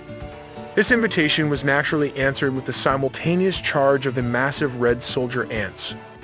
Without hesitation, Sparky let out a casual punch that effortlessly sent the rushing insects into the air. He sent the considerably bigger opponent diving into the rock wall behind him. The rest of the ants became hesitant to charge forward. Sparky insisted that he was just carrying out his orders. If these ants did not want to surrender, they could drop dead. After establishing his dominance, he asked them the big question. All the colony had to do was choose between living or dying by his hands. That's when a horrifying figure of a massive ant queen began to emerge from the dark recesses of the colony. It had white hair and a frighteningly monstrous appearance. Meanwhile, in another mountain, the gold silk monkey stood against a group of hostile monkeys with pure confidence while holding his trusty stick. This little beast had grown incredibly strong when it came to combat. The scars of his mistakes and the cause of his death were still evident on his body. The pack of monkeys became disorderly as they clearly did not like to see an outsider intruding on their territory. A colossal white monkey stood above them, quietly observing the situation at hand. This guy looks chill. Get him on the team. Bald Head found himself in a similar situation as he wrestled with a spider monster on the other side of the mountains. The last of the trio, the War Armor Boar, fiercely faced a drastically bigger and more menacing murderous wild boar. White Tiger, on the other hand, made quick work of subduing a large group of reptilian monsters. They were helpless against the sharp teeth and claws of the king of the beasts. Blue Mantis was on his own quest as he greeted his mother, indicating his return. Countless blue mantises stood around his mother, a beast that clearly stood on a league of her own. She looked at her returning son with a complicated expression. Bro really went home to recruit his mama. After the decisive war with the human beings of the Federation, expanding power became the top priority of the God Tree. Thankfully, with Life Essence, he did not have to worry about being unable to control disloyal beasts at all. After evolving to rank 3, the element flower that the demon cow ate for his breakthrough bloomed once again. Since the demon cow had not returned yet, he wondered who he should give this precious material to. That's when the idea of a suitable candidate entered his mind. He called out to the hardworking Qing Chuan with the element flower in tow. The man had been hard at work, leading the charge for the reconstruction of the underground city. To his surprise, the God Tree tossed the flower directly to him. The boss had just ordered him to eat it. Like the loyal subordinate that he was, Qing Chuan asked no questions and put the element flower in his mouth in one bite. This guy did not even check what he was eating. The effects of the powerful material were immediately felt by Qing Chuan. A power that he had never felt before started flowing throughout his body. He felt himself becoming stronger and stronger by the second. While undergoing his breakthrough, the God Tree explained to him that this was an element flower. It would transform his body into the purest elemental body possible.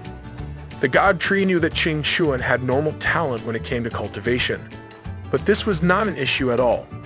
On the contrary, his potential allowed him to sublimate the value of the element flower the most. Qing Chuan began experiencing a strength flowing inside him that he had never felt before. His body was absorbing the efficacy of the flower to the highest level. Bro was turning into a Super Saiyan. Once his breakthrough process started to stabilize, his human form changed drastically. He became bigger and more muscular, as sharp traces of the earth element protruded from his arms. He had just become a transcendent rank 1 earth element life form. He gained the ability to control earth. He could now turn earth into weapons with his earth pierce skill. He could split the earth, and he gained the ability to turn his body itself into the earth element, making him immune to physical attacks. Qing Chuan clenched his fists as a frightening power flowed in his veins. This was his new power. He could only wish that he had this power back when they fought against the genetic transcendent vampire, Gullah. The God Tree was pleased that everything went smoothly with his power-up. He reminded this loyal subordinate to get acclimated quickly. The boss and everyone in the gorge would be relying on him in the future. Qing Chuan sincerely kneeled in front of his master. He solemnly swore to follow the God Tree for his entire life. After this successful trip to the ruined underground city, Yu Ziyu quickly took his leave as he had other plans for their extensive preparation. With his subordinates leveling up, now was his turn to upgrade his own abilities and combat prowess. His element control was currently at level 2, and he had 12,000 remaining evolution points in the bank. He was prompted to confirm whether he wished to use 10,000 evolution points to upgrade his element control to level 3. Once he answered yes to the prompt, his roots started to go wild as the earth all around him suddenly became altered. His roots and the earth itself danced all around the massive expanse of the Bayou Gorge. With his newfound power, he could not help but imagine the humans trembling in fear as he warmed them in his mind. As the earth swirled all around him, he was already picturing humanity trembling in fear facing him. His roots started to move and serve as massively forceful feet against the earth that he had been manipulating. Finally, it had been almost a year, and he was only starting to obtain the ability that he wanted the most. With the ground around him being structured by his earth element control, he used his roots to finally move around. When it comes to purely walking, I can probably beat the God Tree. Thorn was casually chilling in one of his branches as she congratulated her master for this significant milestone. She only had one concern regarding the use of this ability. She wasn't sure if it was alright for the God Tree to use so much spiritual energy. She also deeply worried that the humans would attack again. The God Tree reassured her that since the tide of spiritual energy would erupt in 3 days, human forces would not dare to come into their territory again anytime soon. He wanted humanity to know that he was alive and kicking. In 3 days, he would declare their position in front of all humans. The beasts that he had sent out to expand their forces started to come home one by one. The war armor boar brought the horde of fearsome hogs with their frightening leader in tow. White Tiger commanded the reptilian monsters to follow him. Sparky, true to his style, came in a dominant fashion as he rode on top of the Ant Queen, surrounded by the entire beast colony. The mysterious white monkey beast and gold silk monkey looked like an ominous duo being carried by the loyal troops of primates like kings. That's cold as hell. Blue Mantis successfully brought his mother and the rest of their clan to serve the same master that he served. Big Mama got her whole family in the squad. Bald Head surprisingly worked tenaciously to recruit multiple beasts in different shapes and forms. The diversity and quality of his crew were astounding. Every single newcomer beast kneeled in front of their new master. With this, they would have an astronomical combat force that humanity had never seen before. Humanity would not know what hit them. The new beasts were successfully subdued and recruited to serve the God Tree. In the middle of the manipulated Earth, he meticulously observed the new members of his growing team. The representatives of each new beast faction expressed their submission and eagerness to serve with a simultaneous, thunderous roar. Yu seemed pleased with the rate at which their forces had been expanding. The additional ones this time around were nothing to sneeze at. Even Shin felt the urge to kneel and renew her vow to her master. She solemnly promised to fight for the sake of the God Tree forever. He deemed that Shin had stayed at the entry level, rank 6, for far too long. He brought out one of his branches to address that issue. He was going to help her break through right then and there. As the life essence dripped down from his branch, Shin closed her eyes and braced herself for her reward. Wait, pause, that sounds dirty. Now that he was at the transcendent rank 3 level, a single drop of his life essence was equivalent to roughly 10 drops when he was at rank 2. Additionally, Shin also possessed the half-plant attribute. Since they shared the same origins, she could likely absorb life essence much more efficiently and effectively. After receiving the life essence, her strength quickly shot up to the peak of the entry level, the 9th rank. She's so fine though. Yu was also notified that his ability called Vitality Seed had been upgraded to level 3. After obtaining this skill from the sinister Crimson Plant, it combined with Shin to form a single entity. Now, he could create a forest out of spiritual energy within just 5 seconds. It seemed that as Shin's combat ability increased, so did his Vitality Seed. With his new ability to create a magical forest in just a few seconds, Yu felt even more powerful. This current combat ability could even be used to overwhelm an entire city. With her new power-up, the God Tree ordered her to bring in even more companions to increase their forces. He decided that from now on, they were going to hit the reset button. She would be permanently referred to as the Fierce and Beautiful Thorn. Under the night sky, the God Tree observed his quickly developing beast kingdom. From a decent distance away, the serene ambience of the quiet night was disturbed by the explosion of a forceful impact in the middle of the woods. It was none other than the Emperor Alligator engaged in a fight against a smaller hedgehog beast. The White Crane was also hard at work as he followed the orders of the God Tree. On the other side of the mountain range, a beautiful blanket of snow could be seen surrounding the entrance of a deep and dark cavern. From outside the cave, sounds of a fierce battle could be heard. As they headed inside, a familiar set of crimson vines could be seen. The only difference now was that they looked significantly more formidable. Thorn had been going on a rampage inside the deep cavern. She toppled the whole population of the cave beasts. To think that she was once helpless in a similar-looking cavern, she had really come a long way. She ordered the trusty Tempest Wolves to bring back the unconscious cave beasts directly to the God Tree.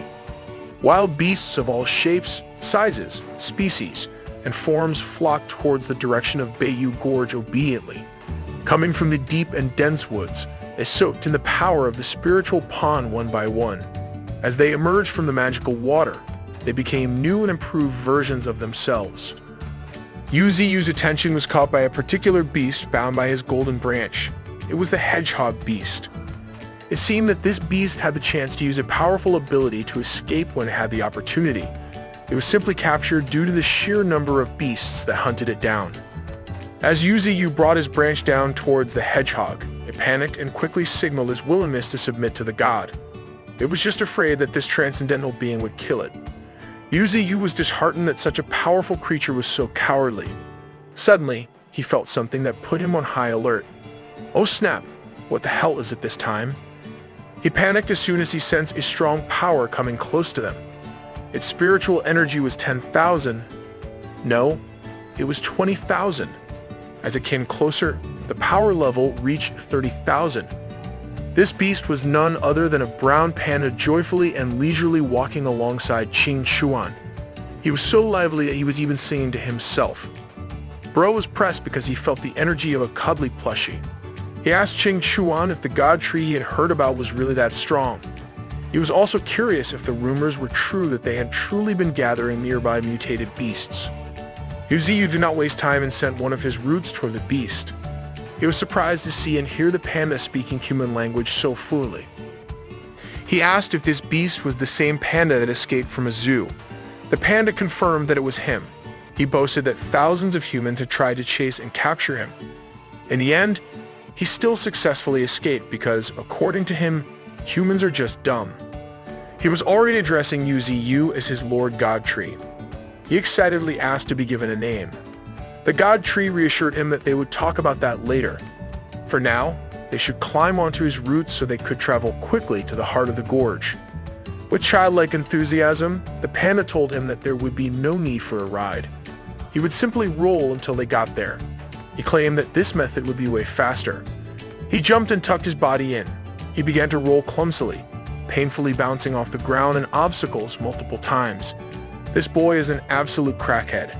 In the end, he had to quit rolling around due to multiple injuries resulting from his stunt. Ching Chuan was chill though. He walked through the ground like a fish in water. Yu Ziyu's sturdy roots served as a swift traveling vehicle for the panda as it darted through the woods with incredible speed. The little beast was amazed and wide-eyed with joy as he laid eyes upon the heart of the mountains for the first time ever. This place was truly pretty and special. Even the loudmouthed panda was taken aback by the majesty of the god tree and the Bayou Gorge. This tiny silly beast is the second-ranked transcendent that has come here. The panda was not even paying attention at all. As if he were a child, he pointed out just how big the face of the god tree is. Surprisingly, he also did not come to this place empty-handed. He brought an overflowing basket full of fire spirit stones as a meeting gift. After analyzing the impeccable quality of the fire spirit stones, Yu Ziyu immediately inquired about where the panda got them from. It turns out that there is a whole bunch of this magical mineral in the panda's personal cave. With a happy demeanor, he even offered to give the god tree every piece of fire spirit stone if he wants. In exchange for it, this guy just wants to stay. He really likes this place. It's lively, and there are a lot of companions. Yu Ziyu was surprised by this offer to take every mineral, as expected of an animal raised by humans in captivity. This guy even knows about meeting gifts. In response to the generous panda, he brought out a jar of something special as a return gift. Inside the jar is their very own monkey wine. They discover it when they subdue the monkey faction. Now, Gold Silk Monkey oversees brewing this special drink. It's so special that they only have a few jars of it. The curious panda's curiosity was quickly piqued.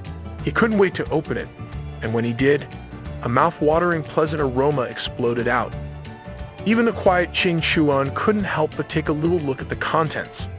Much to the heartache of the Gold Silk Monkey, the transcendent panda gulped the whole jar down in one fell swoop. He's just like me. For real. His face was flush with drunkenness and joy. This wine was truly delicious. The little beast was hooked. This guy right here is the Iron Eater Panda. He can devour spirits through minerals and spirit stones to strengthen himself. He can control an endless amount of fire inside his body. He also possesses unparalleled resistance to heat and flames. He has giant power and stone armor, giving him a fearsome number of defensive capabilities. Yu Ziyu observed the Iron Eater Panda, and he was surprised. Just his pure attributes alone are scary enough. Whether it's offense or defense, he excels in both. With his life force talent, Devour Spirit, he can theoretically devour 5 different types of spirit stones and obtain every type of elemental resistance there is. A beast this strong and a potential this immense must stay enjoying them. He approached the panda that had just finished drinking all the liquor. Since this little guy likes to drink and wants to stay, Yu Ziyu bestowed upon him the name Wine Deity and inducted him as the 9th-ranked member of the 9 Great Ferocious Beasts. Wine Deity looked cluelessly at the god tree as he inquired why he was ranked 9th. He asked if 9th is the strongest of them all. With a desire to keep this beast on his side, Yu gaslighted the little guy into thinking that the 9th rank of the Supreme Nine is the best. He's out here lying to literal child. He's giving this ranking to the gullible panda as he asserted that he's expecting great things from now on. The panda couldn't care less as he only cared about more monkey wine. Back on humanity's side, the Federal Supreme Council has started to commence a meeting. 2 days from now, the spiritual tide will sweep through the world. Every decision maker at the round table knows that this time around, many people will fall victim to the spiritual tide and the onslaught of beasts. This is a time of epic change on a scale that they have never experienced before. Humanity must do their best to get ready to accept the dark era. These guys are done. They tried to devise a plan for the coming days. Not only the mountains and forests, even the city will experience a rise in spiritual energy levels. They need to guarantee that before the second tide comes, the city remains peaceful. The head of the Federation ordered the spread of the news regarding the spiritual tide to the public. Along with that, he also intends to publicize the spiritual energy cultivation method. They've already done their research, and they want to make the technique widely available to the masses. The general inquired about the group of secret people on the ancient martial arts side. It seems like those people are not preparing to do anything at all. One of the members knows that those old scoundrels are just enjoying the change brought by the tide of spiritual energy. That mysterious faction does not have the time to care about humanity. From the Bayou Gorge Beast War to the rise of the spiritual energy tide, the problems just keep on coming for them. You guys need Jesus or something. In the end, no one knows what this world will become. Back in the heart of the Bayou Gorge, sparks of pure spiritual energy in the form of blinding lights are starting to form slowly on the surface. You assess that the spiritual energy underground is starting to rise endlessly now. It is true that the spiritual missile launched by the humans pierced a massive hole in the depths of the ground, but it also sped up the arrival of the spiritual energy tide with its pure force. Maybe it won't need 2 days anymore. Tonight, it will happen. Tonight is the night that the outbreak of the spiritual energy tide begins. Every beast citizen of the mountains, new and old, lined up in front of the God Tree. He's announcing the start of their new awakening. This time, he can guide every one of his subordinates to the ground ahead of time. But of course, what matters most is whether everyone can withstand the intense and colorful spiritual energy or not. If they fail to do so and their bodies fail to withstand the spiritual energy, their bodies will undoubtedly explode and die. With this warning in mind, he urged those who do not have the confidence to move back. The beasts responded by roaring in unison, symbolizing their determination to undergo a new awakening. Seeing his beasts fired up, Yu proceeded to begin the process that would change everyone's life. He channeled the spiritual energy tide coming from the depths of the earth to manifest through his body. The light of the tide was so intense that it covered the whole Bayou Gorge. Lang Fum watched from a distance, admiring the sight of the God Tree channeling a force larger than life.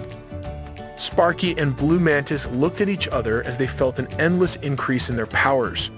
King Kong, the Ant Colony, and the War Armor Boar glowed in different lights as they experienced the same boost. One Tempest Wolf started to shift and change violently, and it ultimately culminated in him not being able to handle the spiritual energy and exploding brutally. Rest in peace, puppy. You did your best. Yu ordered those who could not withstand the force to leave. After seeing the results of taking on the spiritual tide without the capability to do so, the wild beasts started to run in panic. That's when he finally saw some of the beasts on the verge of a breakthrough. Bald Head looked fierce as a golden aura and lightning surrounded him. White Tiger's body started to morph intensely. With the final push, his form successfully evolves as he flaunts his new pair of angelic wings.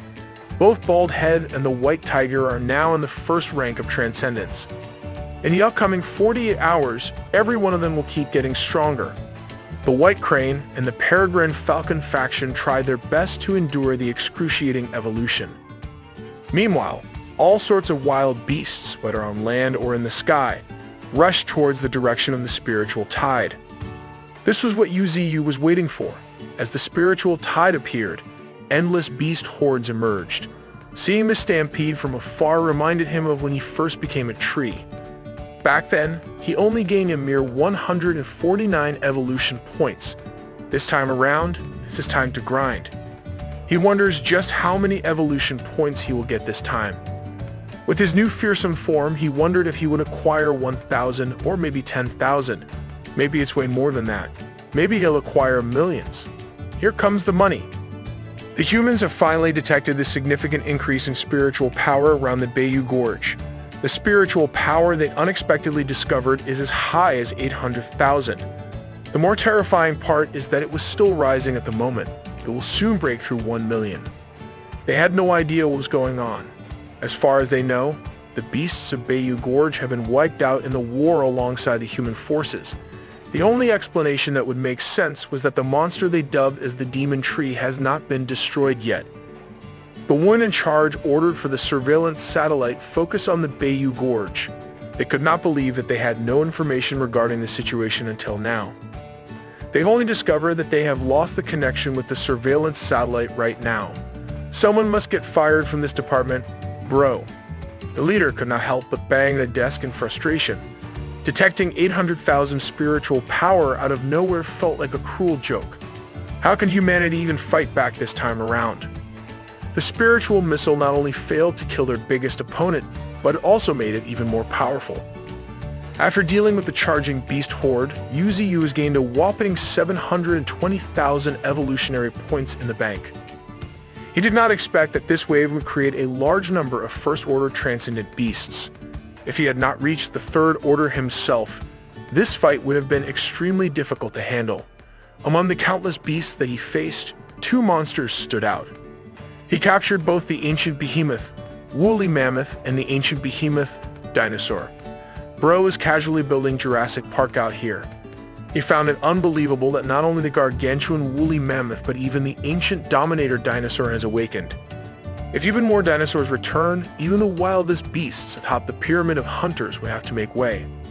From now on, ancient ferocious beasts will only continue to return to the current era. We already have King Kong. It looks like Godzilla is next on the list. In addition to these 2, there are a large number of other transcendental creatures. He boxed all of them up with his impenetrable prison. They can stay here and evolve even further. While observing the captured beasts, a familiar voice called out to him. It was none other than the demon cow and 9 tails rushing towards their master's side. The long-awaited reunion is here, boys. He glowed with joy as he laid eyes upon his 2 precious beasts. They're finally back home. The transcendent 9-tailed fox has gained immense strength. She gained the mesmerizing beauty of enchanting gaze. Her flame claws, flame coat, and flame surge improve her combat abilities to another domain. UZU also noticed that she gained an extra tail compared to the last time they saw each other. With each advancement in evolution, 1 more tail that possesses a terrifying innate power is added. She is becoming more and more like the legendary 9-tailed fox. He considers the possibility that his number 1 general, this young fox right here, might just be the inheritor of an ancient lineage. The 2 rushed to their master's side and frantically asked what happened to the Bayou Gorge. The terrain that they were used to has changed dramatically. He could only respond that it was a long story. You 2 missed so many parts, better work hard to make up for it. Bringing the 2 beasts back to the heart of the mountains, he shared what had happened while they were gone. A profound sadness can be seen in the eyes of 9 tails. She's realizing that the humans were more scared of them than they had imagined. They truly believe that there is no place for beasts in this world. Demon Cow interjected that this was exactly why they must quickly build their own country. Now that these 2 are back, UZU has 2 more generals to rely on. There's only 1 day left. In just 24 hours, they will announce their existence to the whole world. They will see the glory of the God Tree. Time passed slowly, and after a loud explosion, the entire world was enveloped in a colorful glow. It shook every part of the world. Whether it's land creatures, plant life, or marine species, everything has come to a standstill. The spiritual tide has officially erupted. People on the streets were forcefully subjected to the rampaging power of spiritual energy. The humans who can't bear this tide will experience a miserable fate. They will disintegrate into tiny particles and dissipate in the air. If I was here, I think I would not survive at all, boys, while those who survive will undoubtedly gain even greater powers. Moreover, The colorful spiritual energy rising from the deep mountains and old forests is even more abundant and exuberant. Bayou Gorge was in the heart of all of this. This was the epicenter that experienced it all. Furthermore, with the presence of UZU in the Bayou Gorge, the concentration of spiritual power in the area became even more grand and exaggerated. All the creatures in the gorge were absorbing this majestic surge of spiritual power like they were hungry for it. Everyone is eating good today. And as for the other beasts in the world who could not bear the intense concentration of this tide, the desire for survival made them run away to places where spiritual power is thinner. And where else can you find lesser spiritual concentration other than human settlements? In Bark City, the military tried their hardest to hold the high grounds as the horde of countless beasts tried to break through the city's defenses.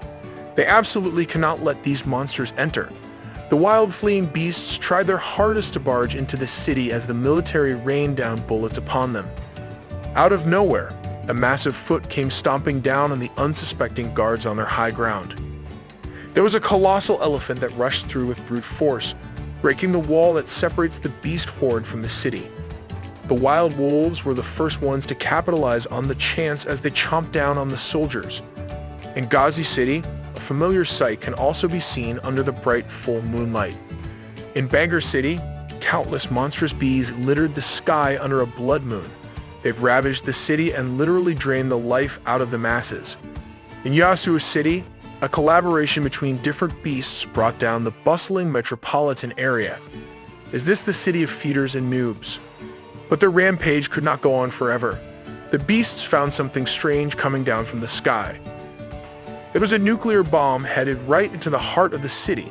The metropolis in chaos was being targeted for humanity's last resort. As it lands, a massive radioactive explosion decimated the whole area.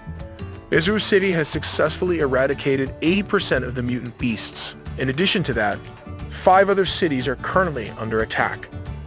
With this much chaos, they have no clue what to do next.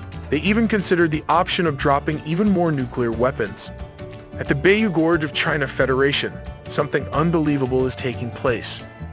The shadow of a giant divine tree can be seen undergoing a beautifully moving evolution. Bro looks majestic as hell. UZU resembled an ethereal being as his pure spiritual energy glowed in a bright blue hue.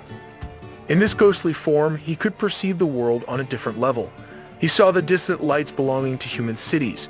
Judging by the distance he had been seeing, they were probably about 200 to 300 kilometers away. Bro was calculating where his target is. The humans had finally gained visual of the status at the heart of the mountains. The monster they dubbed as the Demon Tree had evidently evolved from the cascading tide of spiritual power. Despite deploying an astounding number of troops and weapons, it only made the boss and the beasts of the Bayou Gorge even stronger. What was even more concerning was the destruction of the spiritual power satellite specifically used for monitoring them. Now, the boss was no longer concealing its true power like before.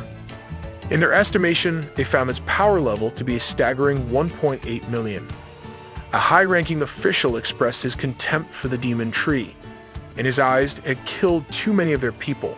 Moreover, General Lee was also killed in battle against this monstrosity. This dude is unreal. You started this, bro. Despite all of this, the ancient martial side did not seem to care one bit about these developments. Now that the enemy was no longer keeping a low profile, they concluded that it was probably feeling confident in its power and no longer feared humanity. Initially, they were reluctant to use nuclear bombs because they did not want to turn the mountains into a desolate radioactive wasteland. But the situation had changed. They desperately needed to seize this opportunity to invade the den of the beasts. They wanted to launch another nuclear missile, a real and destructive one. Not just some insignificant experimental spiritual energy missile. They wanted something that would completely obliterate all 4 mountains of the Northern Canyon. Back in the Bayou Gorge, things were still heating up as the beasts received the gift of the tide. Even UZU himself was undergoing the strengthening process. Everyone became incredibly amazing after the evolution. Now, it was time for the boss himself to enhance his own abilities as well. With that in mind, he opened the system panel. On the surface, there was fog control to conceal oneself, and in secret, there was the illusion ability to confuse the senses. The power of crystallization, on the other hand, provided remarkable defense in battles. It strengthened the branches, roots, and even his flying willow leaf knives. In addition, there was the power of Earth's upheaval, which allowed him to improve his grasp on the Earth element. For his first pick, he chose to upgrade the illusion ability. After all, it was currently only at level 2. With a consumption of 30,000 evolutionary points, his illusion ability was upgraded to level 3. With this enhancement, combined with his fog beasts, it would truly be fearsome. It would make the enemy perceive the fog beasts as even more surreal and terrifying. He immediately turned his attention back to the system panel, browsing through his choices to decide what to upgrade next. He still had a lot of evolution points left. That's when he felt something enter his area of influence at breakneck speed. It was a barrage of nuclear missiles, courtesy of humanity. Oh, hell no. They really did not hesitate to pull the Oppenheimer this time around. The missiles locked onto him with the aim of ending the war once and for all. As soon as he perceived the incoming nuclear attack, he ordered all his subordinates to go and hide in the depths of the earth. He urged them to run to safety while pushing his golden branches to their limits, going full power. He launched countless willowed flying knives into the air, targeting the nukes. The knives tore through the fabric of space as they collided with the nuclear missiles. As the two unstoppable forces made contact, an unprecedented nuclear explosion was unleashed onto the mountains. Every citizen of the gorge struggled to brace themselves from the impact of the blast. Meanwhile, UZU remained sturdy on the surface of the nuclear blast. This was not safe at all. The smoke obscured his vision as he wondered if that was it. He was quickly given the answer as another bigger ballistic missile tore through the smoke of the first wave of nuclear weapons. This was an intercontinental missile. This one was truly going to destroy him. They used decoy nukes. Bro, how big is their budget? As the intercontinental missile landed on the heart of the mountains, everything in the vicinity was lit up by the fiery colors of destruction. A gigantic mushroom-shaped cloud of nuclear devastation swallowed up the Bayou Gorge once again. The Federation leaders watched in anticipation as humanity's weapon clashed with a freak of nature. They held their breath as they wondered if it worked this time. As soon as they saw the devastating explosion of the intercontinental missile, they heaved a sigh of relief, thinking they had finally succeeded in destroying the tree that threatened their existence. Some of them even wanted to inform the Prime Minister right away. But upon closer examination of the live footage, something didn't add up, and the analyst told them to wait, feeling that something bad was about to happen. The smoke cleared, slowly revealing a crystalline formation with a crimson luster. The people at the round table were slack-jawed and speechless as they watched the projector. It was revealed to be a massive crystal figure that remained unscathed from the terrifying force of the intercontinental missile. The Federation leaders couldn't believe their eyes. They found this sight impossible, thinking it was simply an illusion. As the crystal started to unravel, a familiar glint of an eye could be seen behind it. Just the sight of this menacing glare sent a shiver down the spine of everyone at the round table. Bro was contemplating his life choices. UZU emerged from his form and loudly cursed the humans for courting death by his hands time and time again. His roots and branches went wild as the earth around the mountains began to crack open. In the distant city from the gorge, unsuspecting people felt a sudden earthquake for a moment. The area around the Bayou Gorge was destroyed beyond recognition, but UZU stood with his undamaged crystallized body and roots. His crystallization ability had resisted the impact of the nuclear intercontinental missile just now. It had also withstood the intense heat comparable to the surface of the sun. He may have survived, but the burning sensation he felt was still unbearable. Shouqing's spirit immediately checked on her master's condition. He assured her that he was fine and that they needed to leave now. The time had finally come for the humans to pay. He's about to go John Wick against these fools. The military troops tried their best to keep the beast horde at bay as the creatures went after them in every possible direction. With a wall standing between the beasts and the city, this is their last stand.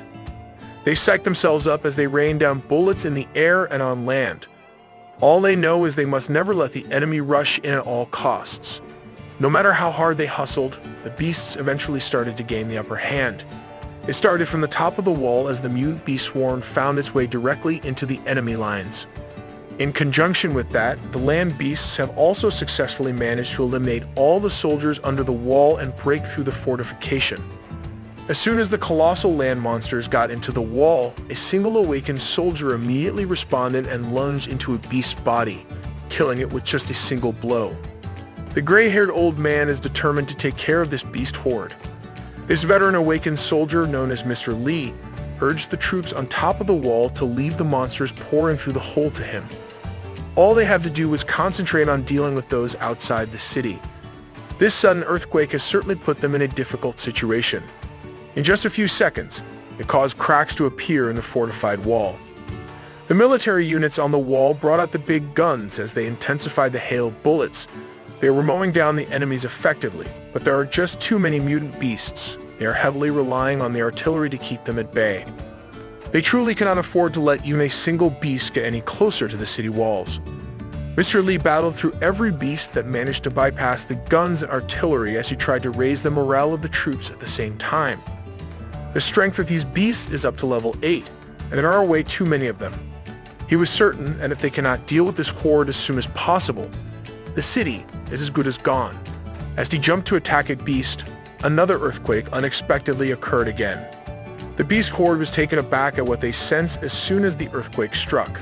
Whether it was a land or sky beast, every single creature began to flee in the other direction. Even the countless beasts outside the city were frantically trying to turn around and run away.